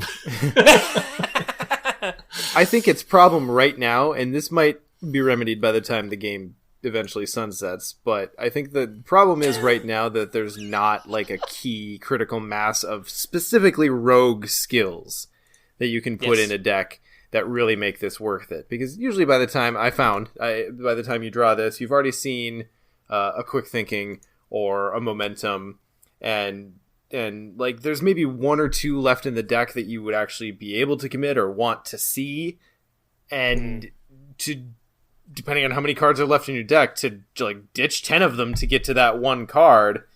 I don't know. I have a hard time with how how much horror that can potentially pile on and how much closer it makes all your weaknesses. Yeah. There are some really impactful, like, upgraded rogue skills, but in general, a lot of the rogue skills are really great, like quick thinking and watch this, but there's not a lot of situations where I'm like, I really need that particular skill right now. Where that comes in is more like when you're getting those big, flashy, upgraded skills, like All In or something, and you really want to see it. Yeah. Which at that point, maybe you're also upgrading to the level 2 Daredevil instead of this one. So, yeah, I think it's also a very, very specific deck that's going to use this, I think. Sure. Also, how would you feel if you level 0 Daredevil discarded the top 12 cards of your deck to then pull double or nothing? And you're like, oh no, what have I done? Yeah. Well, I mean, if you're tabooing, it wouldn't happen at all. But you know what's even worse is when you Daredevil and the next skill you find is Daredevil, and then you sink down like 10 more cards and you're like, oh god, this isn't what I asked for. And then you double or nothing. That's why I don't play this card, because of the worst possible scenario. Yeah.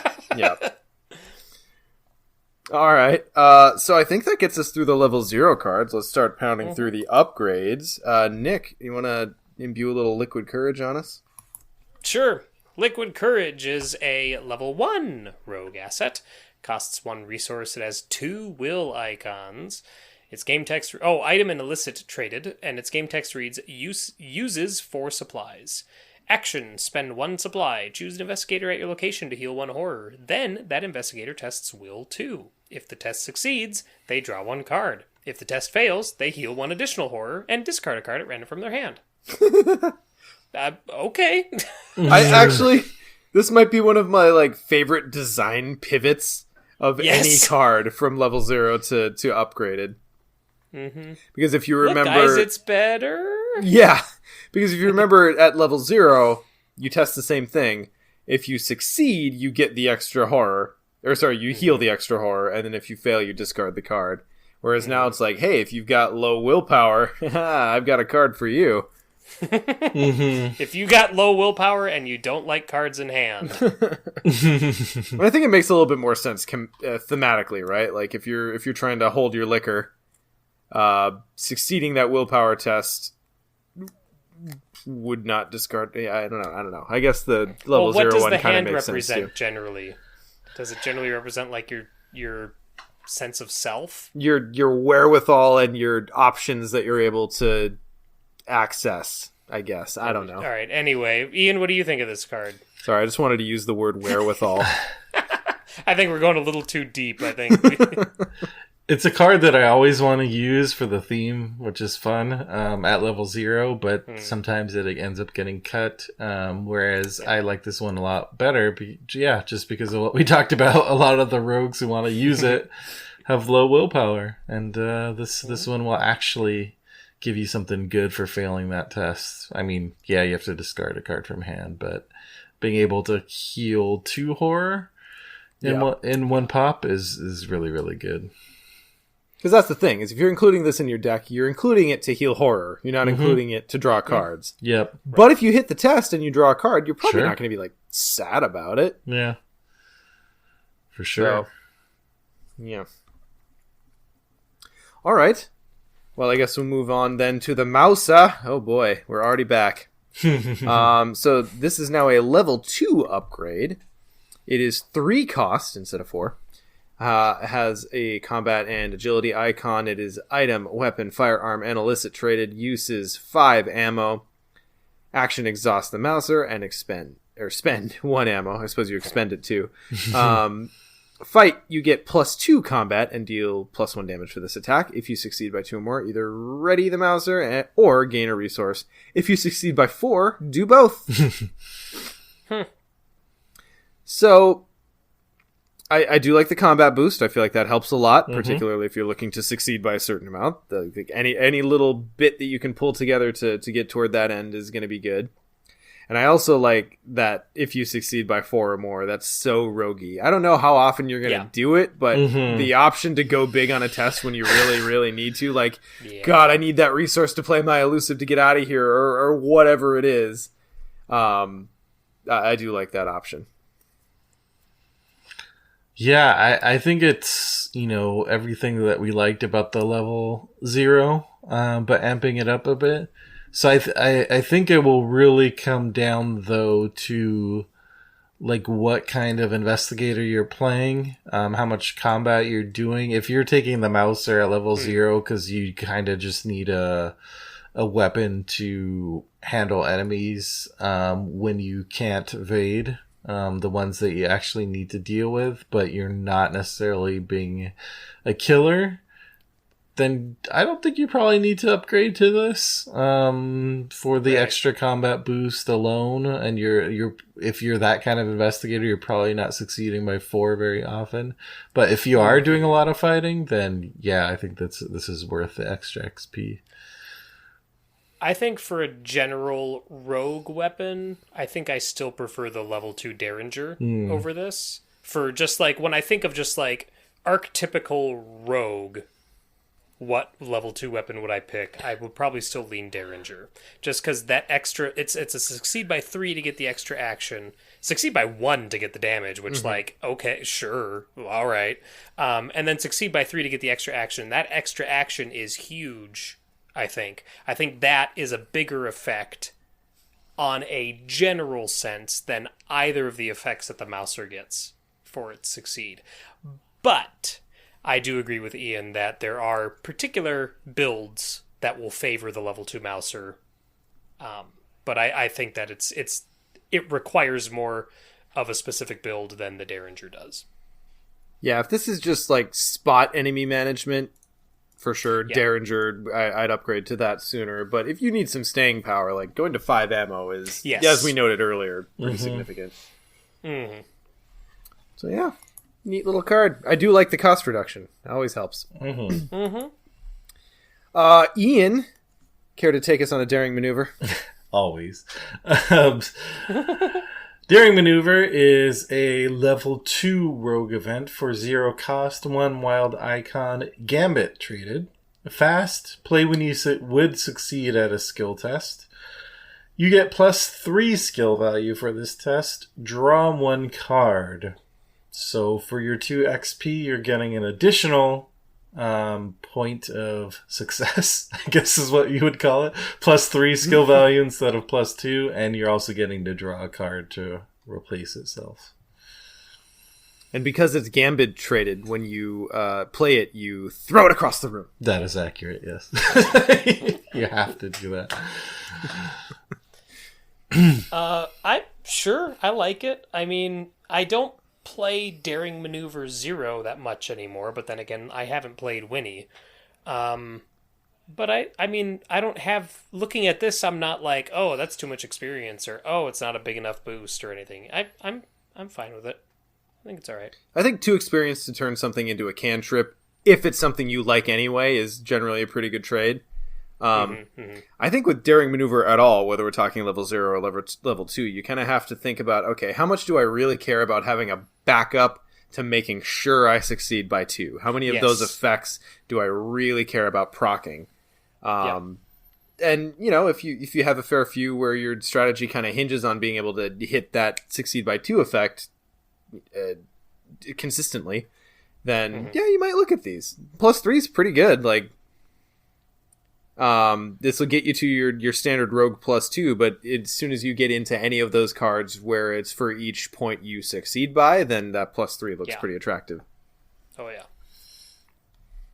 Yeah, I think at the point that you're upgrading to this, it's because you are investing in those cards that are going beyond just the +2 that are kind of the bread and butter of Rogue. So your upgraded Derringer and like the Mouser we just looked at, and maybe even something like Sawed-Off Shotgun to pump up the damage.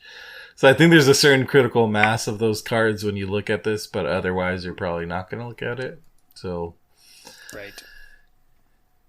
It just depends on how all in you're going on that kind of play style of not just succeeding by 2, but succeeding by more than 2. Right.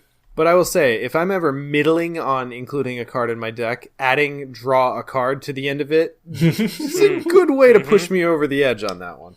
100%. All right, Nick, you want to read Leveled Up Cheap Shot? Sure. Cheap Shot is a level 2 rogue event. It costs 2 resources. It has a combat and an agility icon. Trick traded. And its game text reads, fight. Add your agility value to your skill value for this attack. If you succeed by 1 or more, automatically evade the attacked enemy. If you succeed by 3 or more, return Cheap Shot to your hand at the end of your turn. I really like that. I am 100% behind this evolving or emerging facet of rogue play where it's if you succeed by X or more, return this to your hand. Which we got a taste of that early on with Opportunist, obviously, but that one was just not, it wasn't cutting it. But something like this, where you're adding agility, you're doing something you need to do, you're getting what can presumably be a sizable boost to your skill value, because you wouldn't play this if you have like 2 agility. You know what I mean? Well, maybe you would. No, Leo does not take this. And then, if you succeed by 3 or more, boom, you get it back in your hand. You can do it again. I like it. I think the succeed by 3 or more are great when we're talking about smashing skills together. Big tests are good. I think of the 3 that we have that we're going to talk about here, I think Cheap Shot is probably the weakest because chances are you're only doing 1 damage on the attack. So really you're playing this for the evade and ideally chipping away at an enemy, possibly for someone else to finish it off, possibly for you to finish it off later. But yeah, it's fine. If you're looking at Cheap Shot 0, I see no reason why you wouldn't look at leveling it up. Mm-hmm.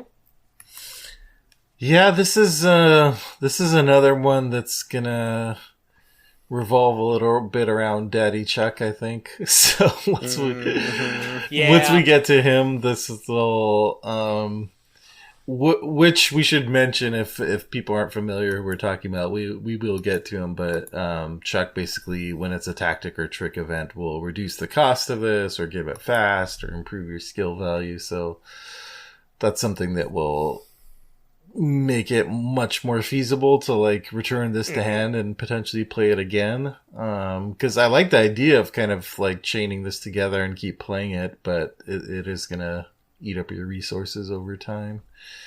Yes. So, yeah, again, this is another trick traded though, so Rita could potentially take it and then succeed on the fight, and the enemy gets evaded, and then she can trigger ability and all that good stuff. What the level? Broke college student. What level of trick cards can Rita take? Is it up to 3? I'm checking right now. That sounds right. Yep, up to 3. Level 3. I do like that she's actually getting some decent options for that trait. I know when she released, we were all like, cool, I guess. Well, no, I think she, upon release, was already better off than Mateo was. Well, no one's going to argue against that. That's true. Anytime I think about trait-based deck building, I just look at Mateo, and I still, like, he's better now, but I still feel like he has a little ways to go. He has better options now than on release, but yeah, when he first came out, it was like, okay, custom but that statement is ammunition, true for literally every investigator. Well, that's true. Okay, wider gulf, though, for Mateo. Yes. Yeah. Let's move to one that I think is not even debatably awesome. For Mateo? Oh. Well, I mean, maybe. I think we're to me... Oh, yeah, okay, I get to read this one. Slip Away. Level 2 Slip Away is a rogue event. It is 2 cost. It has an intellect and an agility icon. It is trick traded. Evade, add your intellect to your skill value for this evasion attempt. If you succeed by 1 or more and the evaded enemy is non-elite, it does not ready during the next upkeep phase.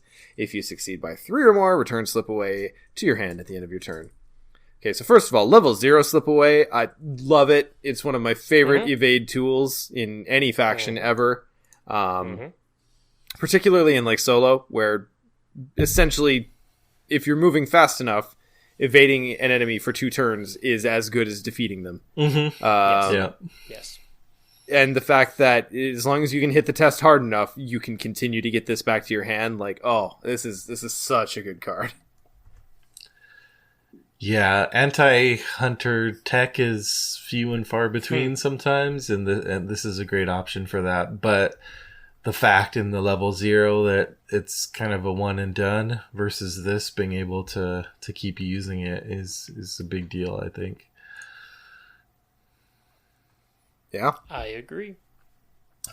I know we've probably already talked a decent amount about level 0 Slip Away. What couldn't you say about level 0 Slip Away that doesn't also apply here? And just being able to recur. Yeah. And just being able to recur it. And I suppose the other thing is like, just to get the extra turn out of it, you only have to succeed by 1. You don't even have to hit the 2 anymore. Like, chef's kiss. Love this card. Oh, and Daddy Chuck makes it insane. In case we haven't prefaced him enough yet. As he does. All right. So then, Ian, I think we're on to you for this old familiar favorite. That old chestnut.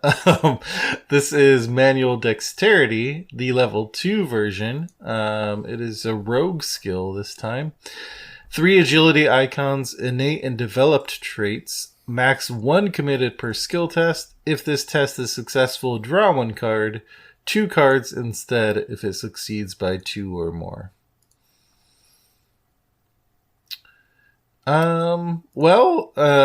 For someone like Winnie, it's definitely great getting even more cards out of a success. And I think there are other investigators where I do like getting that extra card draw. It's just a case of like paying XP for this is sometimes hard in Rogue if you're having to spend XP on a ton of other effects, which often happens.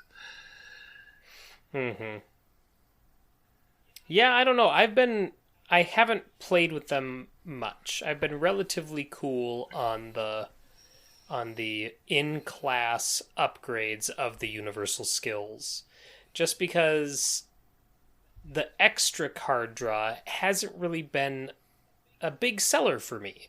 I think something like this is unique because obviously Winnie likes that, you know what I mean? And like this kind of plays into Winnie more than I think, like for instance, Overpower does, like level 2 Overpower does with quote unquote most Guardians. But at the same time, I don't think you could have done like level 2 Overpower, deal +1 damage, because then it's like, well, like, whoa, vicious blow, you know what I mean? So I don't know. The card draw is cool. The extra card draw is cool, but it's not as big of a selling point for me as I would have hoped out of these cards. Yeah, I mean, I think they are just an amped up version of what we kind of enjoyed out of the neutral skill cards. They were just kind of like nice skill boosters to add some deck thinning and consistency. This just does that, but more. I think Manual Dexterity is in particular pretty well positioned to get played just because rogues in particular really care about big tests. So the card draw is great, but the 3 icons will probably get used in Rogue more than, the 3 willpower would in Mystic, for instance. Right. The one place where I might be interested, which this is now a forbidden card, but double or nothing if you could throw that in there and then draw 4 cards off of it. Yeah. Good times. It's fine. You say that it's forbidden, like you'll never play with it again. Like, I don't know. When it got the forbidden tag, I was just like, whatever. Like, I'm still gonna use it. You touch the hot stove immediately. I break the one rule about taboo all the time, because the rule is if you use taboo, you have to use the whole list, and I just go, no, I don't. I'm gonna use this one that I agree with, and I'm not gonna use this one that I don't agree with. So I'm very to the letter of the law with taboo, so I probably won't play Double or Nothing again until maybe it gets pulled off, which it'll probably be forbidden forever. I think so. Yeah. There's just too much shenaniganry that can go from hey, double everything. Double it. All right. I don't see the downside. All right, Nick, I believe we're on you for a Lucky Cigarette Case. Lucky Cigarette Case is a level 3 rogue asset. It costs 2 resources. It has 2 will icons. It is item and charm traded. Its game text reads, Reaction. After you succeed at a skill test by 1 or more, exhaust Lucky Cigarette Case, search the top X cards of your deck for a card, draw it, and shuffle the remaining cards into your deck. X is the amount you succeeded by, and it takes up the accessory slot, much like its sister charm, the upgraded Rabbit's Foot, which I also really, really love. And so, of course, I really, really love this. That was a weird way to say I really love this upgrade. But I do, because of course I do, because Rabbit's Foot was awesome. This is awesome. I'm going to stop talking now. One of you. I mean, what I heard is that you want a threesome with the Lucky Cigarette Case and its hot sister. I'd be fine with that.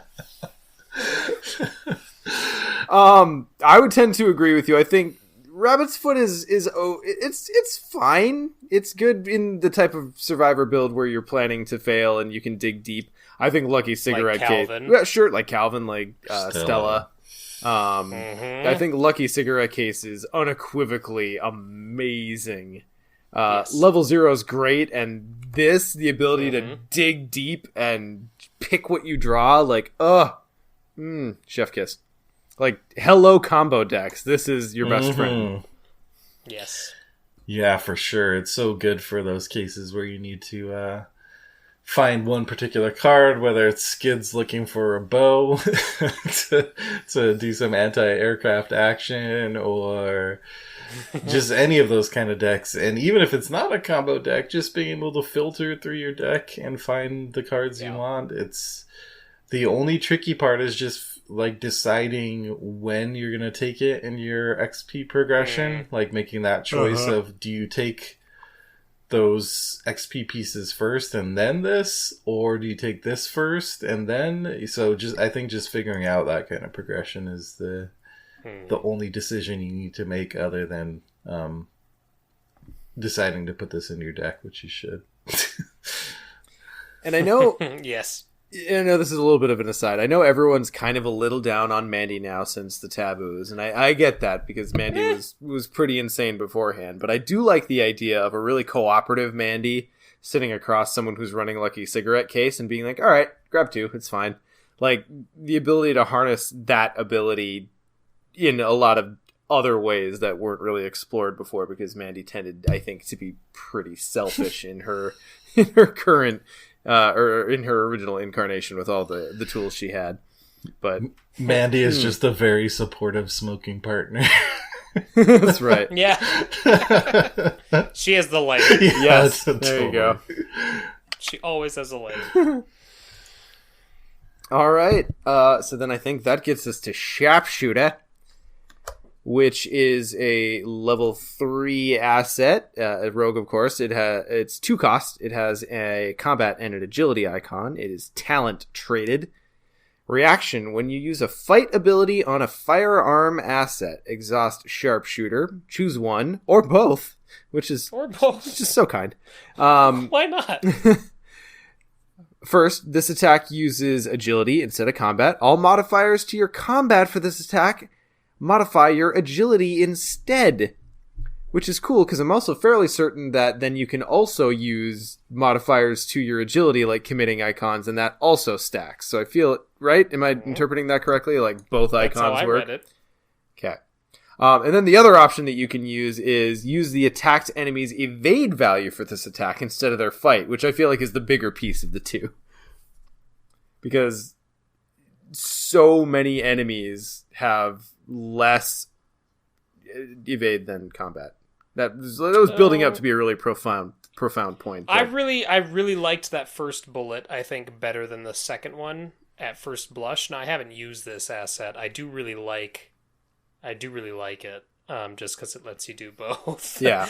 But the fact that you can take any card that has, like, for instance, like Sharpshooter does, I'm struggling to come up with another one, but that has combat and agility, like one of each, and it turns that into a +2 instead of +1 or +1. You know what I mean? Mm-hmm. I think that's pretty nice. The exhausting is interesting. It's pretty rogue, isn't it, though? It's like, hey, cool effect. You got one shot at it. Make it count.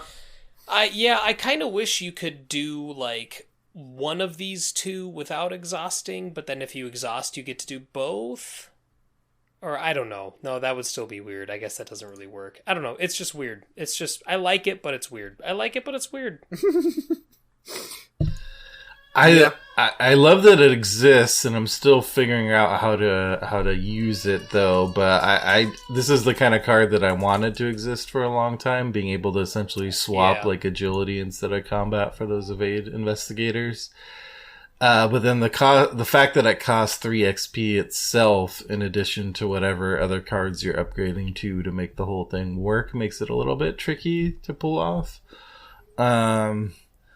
I kind of do like the swapping enemies evade value for attack, for the reason that, one, it's not tied to non-elite, so you could do this to a boss. That's and true. Also a lot of the really big, scary monsters, not all of them, but a lot of them tend to have kind of lower evade values, and let's say you got a 5-2, being able to attack against a 2 versus a 5 is a huge difference. But just because of the exhaust and some of the other factors, it's just in a weird place where I don't think this facilitates like a full-on kind of killer setup so much as a kind of flexi option. And it's just kind of tricky, like how much XP you're going to want to sink into that kind of thing. But I do like the potential of it for sure. Alright, so Pilfer is a level 3 rogue event for cost, intellect, and agility icons. Trick traded. Investigate action. This investigation uses agility instead of intellect. If you succeed, discover 2 additional clues at your location, so nothing different so far. But if you succeed by 2 or more, return Pilfer to your hand at the end of your turn.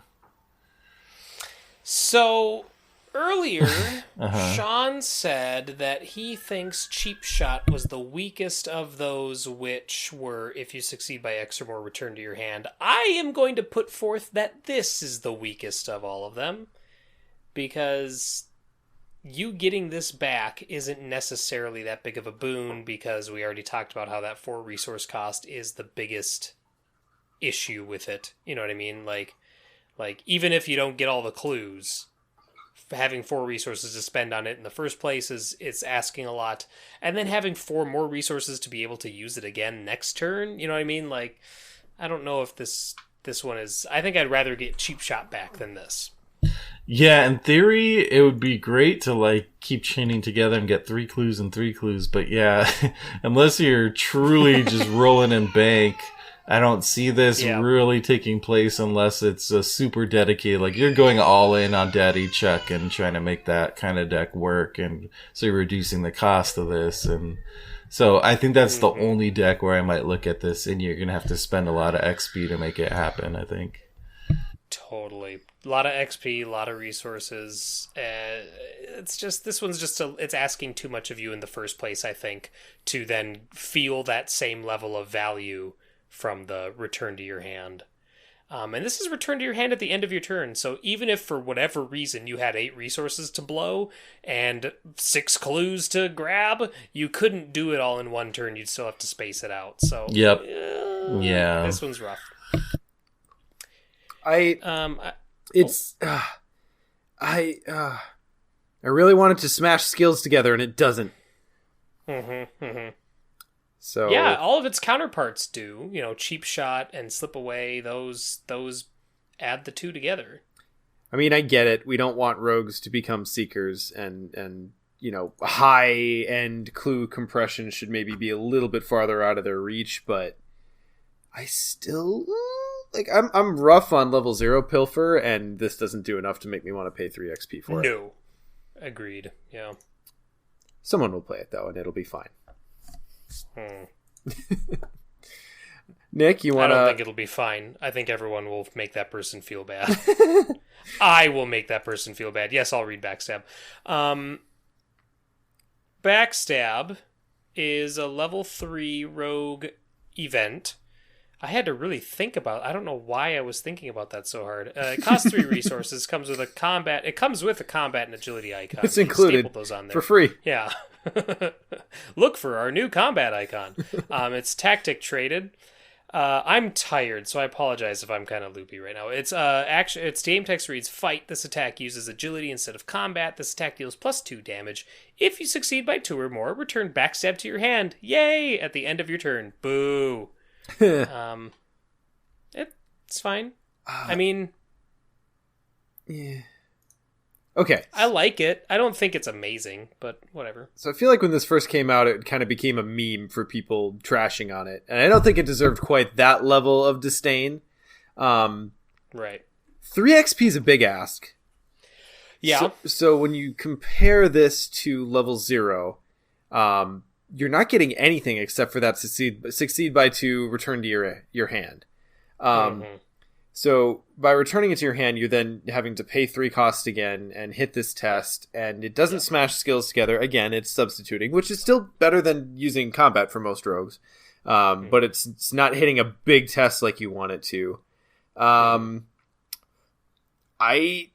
It's workable, but I think you gotta be playing Daddy Chuck to work it. That really is, I didn't even think about it, but when we started this discussion of Winnie's cards, and you guys were like, oh yeah, this one's good with Daddy Chuck. Like, now I'm just like, oh no, these cards that I'm like, why are these not great? I really worry that is why, like, because they were, I don't know. But he's so good. Yeah, it's the Daddy Chuck premium. Okay. It's baked into all these cards. That may well be a thing, but play the Daddy Chuck deck. It is so worth it, and it's really, really fun. Sure. I was gonna say, Sean, this is the card that launched 1,000 memes on our Discord. It sure did. And I can see why, because this was spoiled before Daddy Chuck was spoiled, and people knew it was a thing. And if you just take it by itself, it's kind of rough. Like, because the thing is, level 0 Backstab, I've taken it in deck since this game started, and most of the time, if things go right, I play it maybe once. If things are really clicking and it finds lots of uses, I'll play it twice. But there are games where I don't play it at all, and so if it just feels like the ability paying 3 XP to get to return it to hand, and if you succeed by 2. It's just like, I don't really need it back in my hand. Like, it did what I needed it to do at level 0. And so, I really think it is Daddy Chuck and Daddy Chuck only is the only reason you'd even look in this card's direction. I wanna be playing with Ian in the game where he plays this. He triggers the he succeeds by 2 or more, and he's just like, nah, I'm good, and just leaves it in his discard pile. Nah, that's fine. You good? No. I'll leave it there. I have other cards. Sorry, man, it doesn't say may. It's coming back whether you want it or not. Persistent back. Then I'm just going to use Liquid Courage and make sure I randomly discard. Yeah, I mean, it's fine. Like, ostensibly, the idea of recurring 3 damage in an action, that's really cool. But what you have to pull together to actually make that work is a big ask, and it's, it's limited. It's not bad, it's just very, very narrow. Alright, so then I think I'll move us on to Copycat. Copycat, which I think we did a Look What I Found on Copycat, didn't we? No? Was it us? Was it someone? I feel like I remember discussing it beforehand. Maybe believe it was just a that's preview true, article. but I can't remember. Well, anyway, Copycat is a level 3 rogue skill. It has a wild icon. It is gambit traded, so throw it across the room when you've committed it. After you commit Copycat to a skill test, search the discard pile of another investigator for a skill you can commit to this test and commit it. After this test ends, place that card on the bottom of its owner's deck. I think this is... I'm looking at the top review on ArkhamDB here, calling it a terrible card. I don't think it's a terrible card. I think it's a card that you just have to actually coordinate decks with your partners and actually be like, okay, well, I can get clues, you can get clues. I'll steal your deduction once or twice a game. That said, there aren't a lot of juicy targets for this that come to mind. Like, I named the biggest one. It was deduction. I mean, I don't know. A vicious blow would be nice. You know, I think there are. Neither rain nor snow would be amazing. Sure. Yep. Mm-hmm. That's not bad. I think this card is calling it terrible is a crime. Calling it, I think it's even more broadly applicable than even what you're giving it credit for, Sean. Of course, I'm saying that having used it exactly 0 times. Well, so have I. So let's play around in this sandbox of theory crafting. But I think one thing that we've learned is that in the cycle of Arkham Horror, the card game, we started out using skills a lot, and then we kind of reached this point where we didn't really include a lot of skills in our decks, and now we're getting to that point again where, in general, I think we're seeing more skills coming back and a larger quantity of skills in your general Arkham deck. Mm-hmm. And I think that is lending Copycat more power then, because we have more skills. Like, imagine Nimble. Imagine being... Well, you'd be able to take Nimble anyway because it's rogues. That's a bad example. Yeah, I think this one is... I think it's good. Okay, I'm now actually reading the review. I was gonna say... Yeah, okay. Ian was gonna come in and save me, but I'll save myself first. Now that I've actually read the review and not just the first card, It is literally a joke review that it can't copy any cat cards. So I rescind it. Terrible. And I'm gonna give this review a like because it got me. That's funny. But yeah, so, and Ian, maybe you can back me up on this. I know you played Lord of the Rings mostly solo, but did have experience in multiplayer. I feel like when you built for multiplayer in that game, just because of that game's rules where you could throw attachments on your partner's heroes and your cards just kind of more interacted with other players in a more direct way just through the mechanics of the game, you tended to build in such a way that coordinated very specifically with the other decks you were playing with. And that doesn't happen as much in Arkham just because decks are a little bit more self-contained. You generally only affect your own play area. You have to have a special thing in order to interact with other investigators, so you don't really get in that mindset very often. But if you bother to open that window, and, Nick, you named more juicy targets than I could on first blush. I'm sure if someone actually went through the card list and was like, okay, these are all the targets that this might look good with, this could be a pretty attractive card as long as you're coordinating it well. You don't throw this in a deck and just hope it's going to work. Mm-hmm.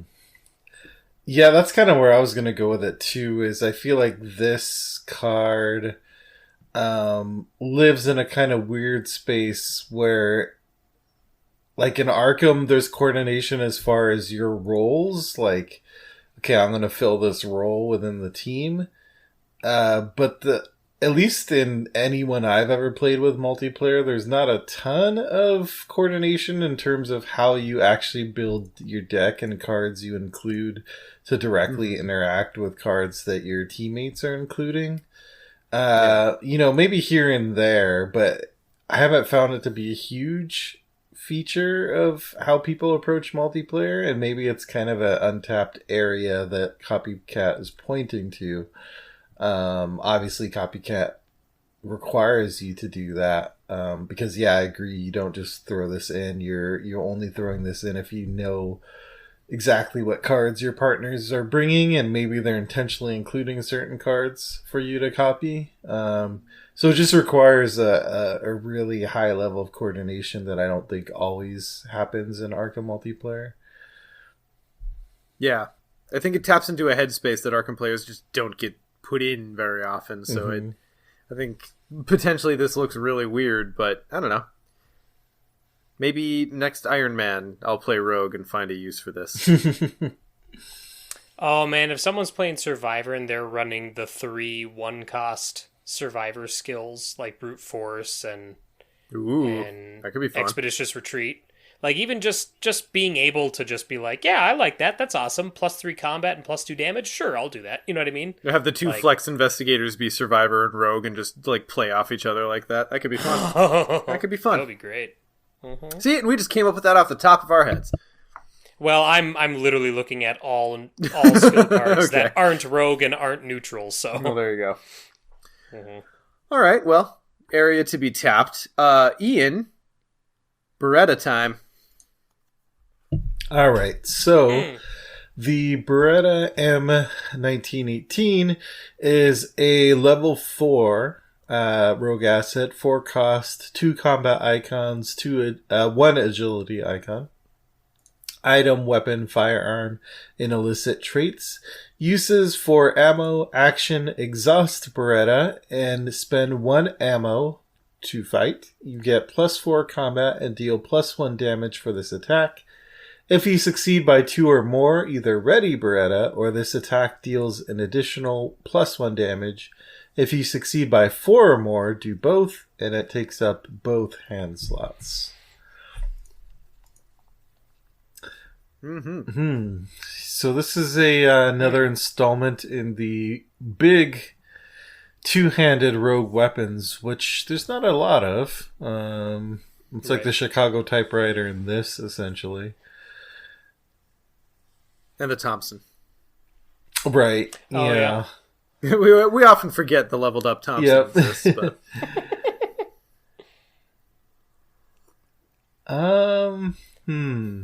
I haven't used this a ton, so I haven't used that at all, I should say, so I'm still trying to feel out what I think about it. +4 combat is a huge boost. That's a good boost. Mm-hmm. Yeah. Mm-hmm. I think this one is hurt more by the exhaust than the Mouser is. Because I think when you're upgrading into a big weapon, you're doing so with the expectation, like you're leaning into it, you know what I mean? Like you're expecting it to clean house on some big enemies. And when it's an exhaust, that sure, you more often you're probably going to be able to ready it than not. But the fact that sometimes you have to choose to either get that 3rd damage in or ready it, or you might not get either. You might pull a tentacle and just be hosed. Like, I think that hurts this card more than it hurts the Mouser. Yeah, I would tend to agree with you. I also think that you get the innate +4 boost also makes that 2 or more success a lot more accessible, so the exhaust often won't mean as much. Agreed. So I actually have played this. I included it in my later game Winnie deck because all of her clue gathering shtick was events and skills. So she had her hands free. I was like, all right, well, I'll just upgrade the Mouser to the Beretta and see how it plays. It was fine. I think at 4 XP, I think this is a decent card for a flex investigator or someone who just needs something to spend XP on. Which, I suppose probably is not a problem you want to plan around. But that said, +4 and 2 damage is really good at 4 cost. Succeeding by 2 or more isn't that hard, particularly if you're playing someone who already has innately high combat to begin with, or if you're playing Winnie and you can just commit a bunch of cards, and if you really need the extra damage or need the ready, you can just commit a bunch of cards and get them. I think what really hurts this one is the 2 hand slots. I don't know that a lot of investigators are going to like what this does and also give up both hand slots to it. But, it's fine. Yeah, I think the sweet spot for this one might be, which is weird. I think why it's kind of in an odd place is because I think the sweet spot is for those investigators who don't have a huge starting combat. Like, say, with a Tony, you're probably better off with a Chicago typewriter because you can probably ride with +2 combat and just get that extra damage consistently. Whereas if you're like a Skids with 3 combat, the +2 combat of the typewriter isn't going to get you very far. It'll get you up to 5, but that's not going to do it against a lot of enemies, and you'll have to spend another action to bump it up. Whereas this +4 combat is huge. All of a sudden you're at 7. So I think that's kind of what. But Skids. That's kind of where it lives. But then, for those investigators, are they really enough of a primary killer to use both their hand slots for this? I don't know. Maybe they are, but it just depends. Also, in that example, Skids can literally buy himself 2 more combat with the typewriter because he can spend the 2 resources to get that extra action. And then spend that action to get the 2 combat, 1 damage. I don't know. The more I think about it, I like the Beretta, and I like seeing more big weapons in Rogue. I really, really do. But the more I look at it, the more at first blush, I just tend to like the typewriter better. I'm going to have to play with this one before I levy my final judgment. And I think probably part of the problem, too, is that I'm comparing it to, Guardian weapons, which isn't fair. Because Guardian weapons operate very differently than Rogue weapons do. They tend to be more more reliable, but less showy, other than shotgun, obviously. Whereas this is definitely not that. Well, that and anyone who's looking at this probably can't access too many Guardian weapons. Exactly. So, no, I do like it. I look at that word exhaust, and that's what scares me away from it. But I'll have to play with it. It's definitely a potential risk, but I actually really like where the exhaust weapons sit in Rogue because that really pushes you toward the succeed by X archetype. Yeah. Totally. And, throwing a copy of Daring Escape? No. Yeah, Daring Maneuver. Daring Maneuver, thank you. Into the deck just for that odd time where the -5 shows up and that dips you under that succeed by 2 or more and be like, all right, nope, this is working. I'm going to make this happen. I think the main thing I just keep returning back to is 2 hand slots. I don't think many rogues are willing to give up both hand slots for a weapon. But if you are, this is a decent option. If you're investing the experience in this, then what else are you holding in your... You know what I mean? Sure. You're already making the choice to get this big gun. So you're... What, a flashlight? I don't know. Maybe. Lockpicks? Yeah. Anyway. It's all right. All right. His time has finally come. We've talked about him finally this entire time. Nick, you want to lay Daddy Chuck on us?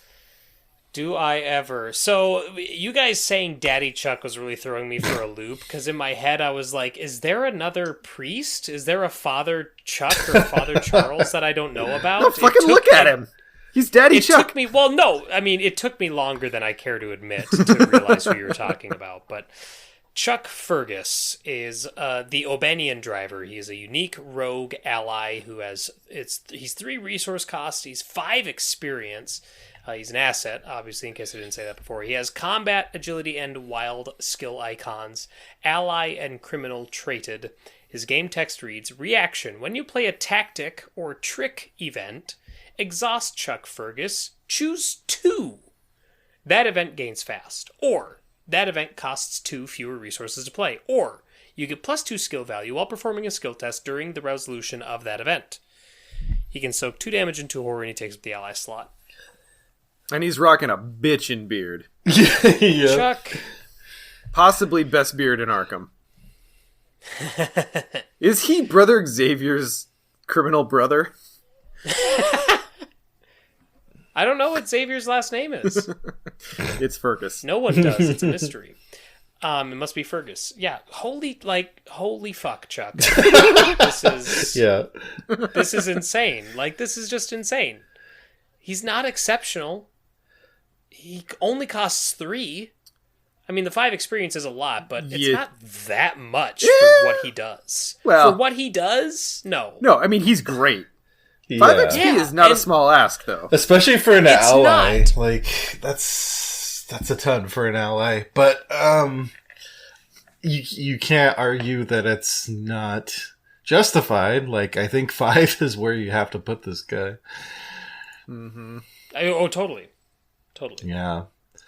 I think that is the hard part, though, is that XP cost, because obviously his effect is bonkers. It's really good.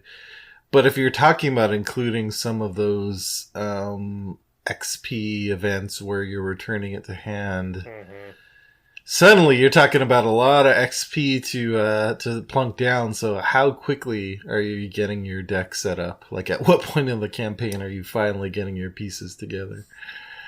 Right. I think you're definitely taking Sharon's Oboe. Mm-hmm. Yes. Before this. Can confirm. Did take Sharon's Oboe.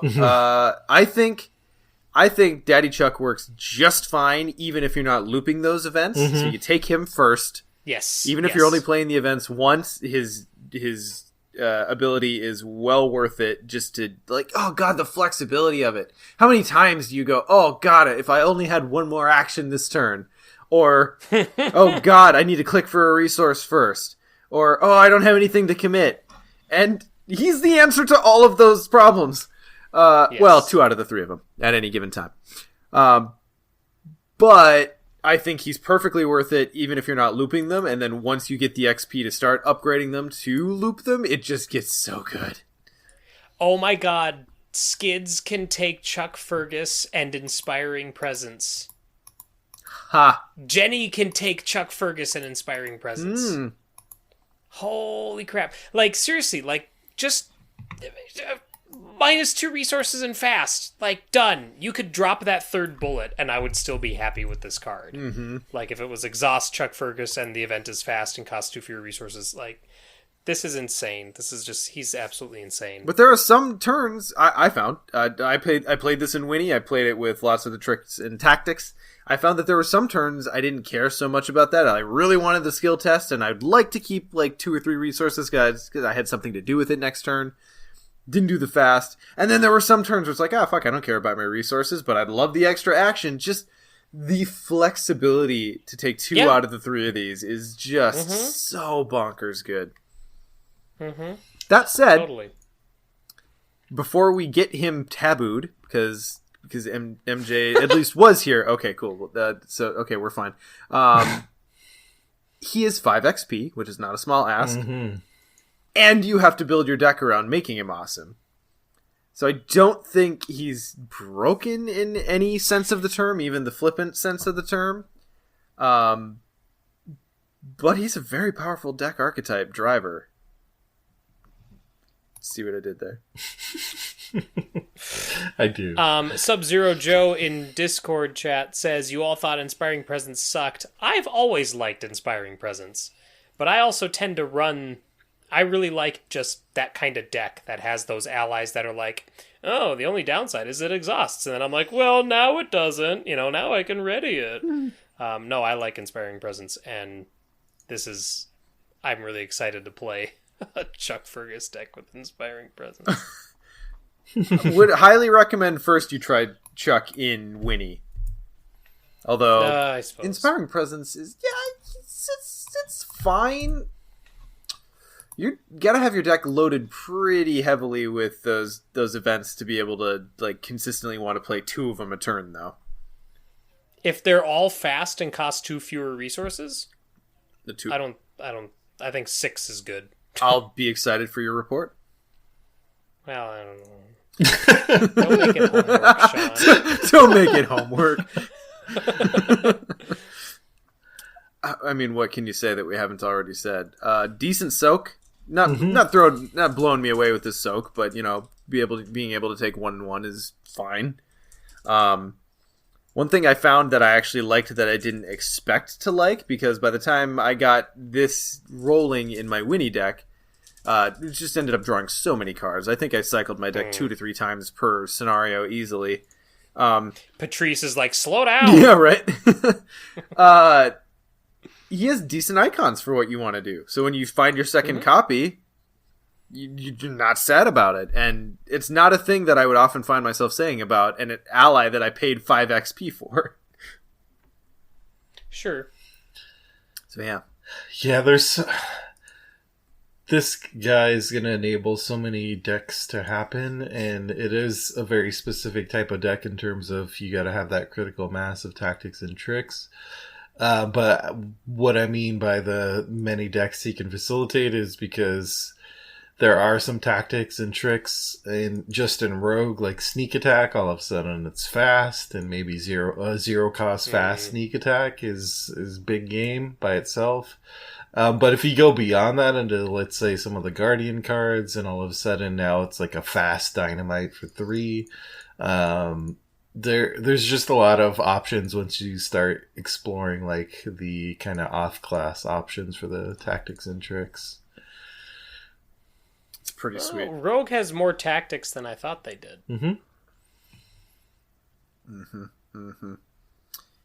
Yeah. Okay. Well, appropriately enough, Chuck was the ultimate card in this pack. Guys, let's share some final thoughts on Winnie and the cards contained therein. Overall, I mean, like, the pieces are great. Them combined together, I think, as we talked about before, it wasn't as strong for Winnie as what we'd have liked to see. But a lot of the individual pieces that are brought with this starter deck, much like all of them, mean some exciting things for rogues going forward. Yep. It's an interesting mix of cards that I think Rogue needed, so really enhancing the Rogue pool, like Lonnie is a level 0 Horror Soak, and Leather Jacket is a cool fast soak. Mouser is a better level 0 weapon than some of the other options, so stuff, especially at level 0, some of those. But then when you get to the upgraded cards, there's quite a few of these kind of upgraded events where, again, I feel like they're really leaning on the fact that you're going to include check with them, but without that, I'm not sure how often I'd take a lot of these, like Pilfer 3 or Backstab 3. So there's a little bit of that weird mix there where there's it's really adding stuff that a lot of rogues are going to like, but then especially in the XP range, I think there's a lot of cards that are just kind of specific to check decks. Yep.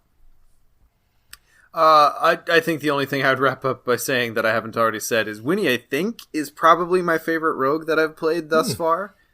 Wow. I really, really like the dynamicness of constantly committing, drawing cards, cycling through your deck. Like, the ability to be like, oh, I haven't found this key card that I want yet.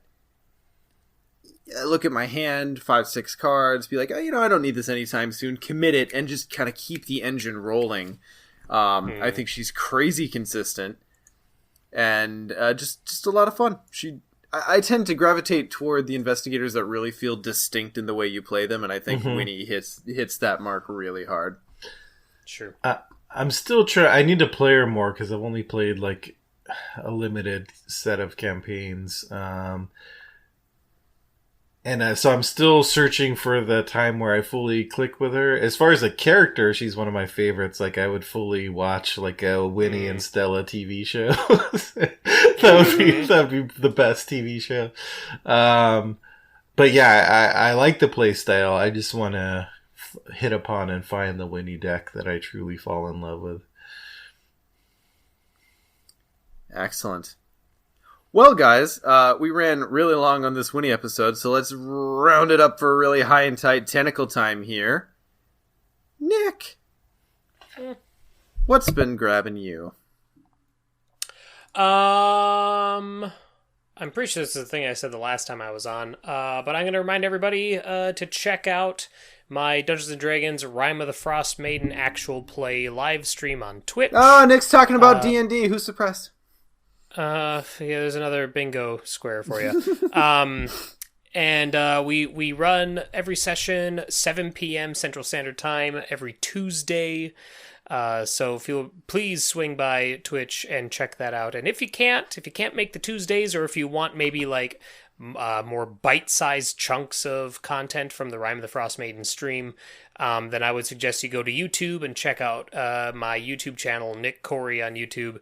I have all of the full sessions there, of which there are 10, but then I also take each session and break them up by encounter, and each encounter video is usually between 15 minutes and 45 minutes, so they're a little easier to get through maybe than a 4.5 hour session video. But either way, I would encourage you to come check it out, whether it's at Twitch or YouTube. Ian is a player, one of the 6 players, and you'll recognize other faces there as well, because we also have MJ, and we also have Casey and Dave and DeLarp Guy / Josh and Osiluth / Justin. Those are my players for that campaign. Super fun. Last night, I'm going to just do this real quick, but last night we had 5 characters drop to 0 HP. And 2 characters die outright. That's the first time I've ever had that happen, but it was, so I would highly encourage that you check out Rime of the Frost Maiden Session 10, The Black Cabin, for this highly lethal session. And then join us for Session 11 next Tuesday at 7 p.m. Nice. Wow. That sounds like I don't know that I'd have been able to handle that, so props to those guys. Ian, what's been grabbing you? Aside from moving, of course. It'll be easy for me to be high and tight, because literally all I've done in my free time is pack boxes and move, and now unpack boxes. Yeah, so that's pretty much it. I feel like the only thing that I've carved out time for is to keep up with season 3 of Star Trek Discovery, which started, we're on episode 6 coming up tonight, I think.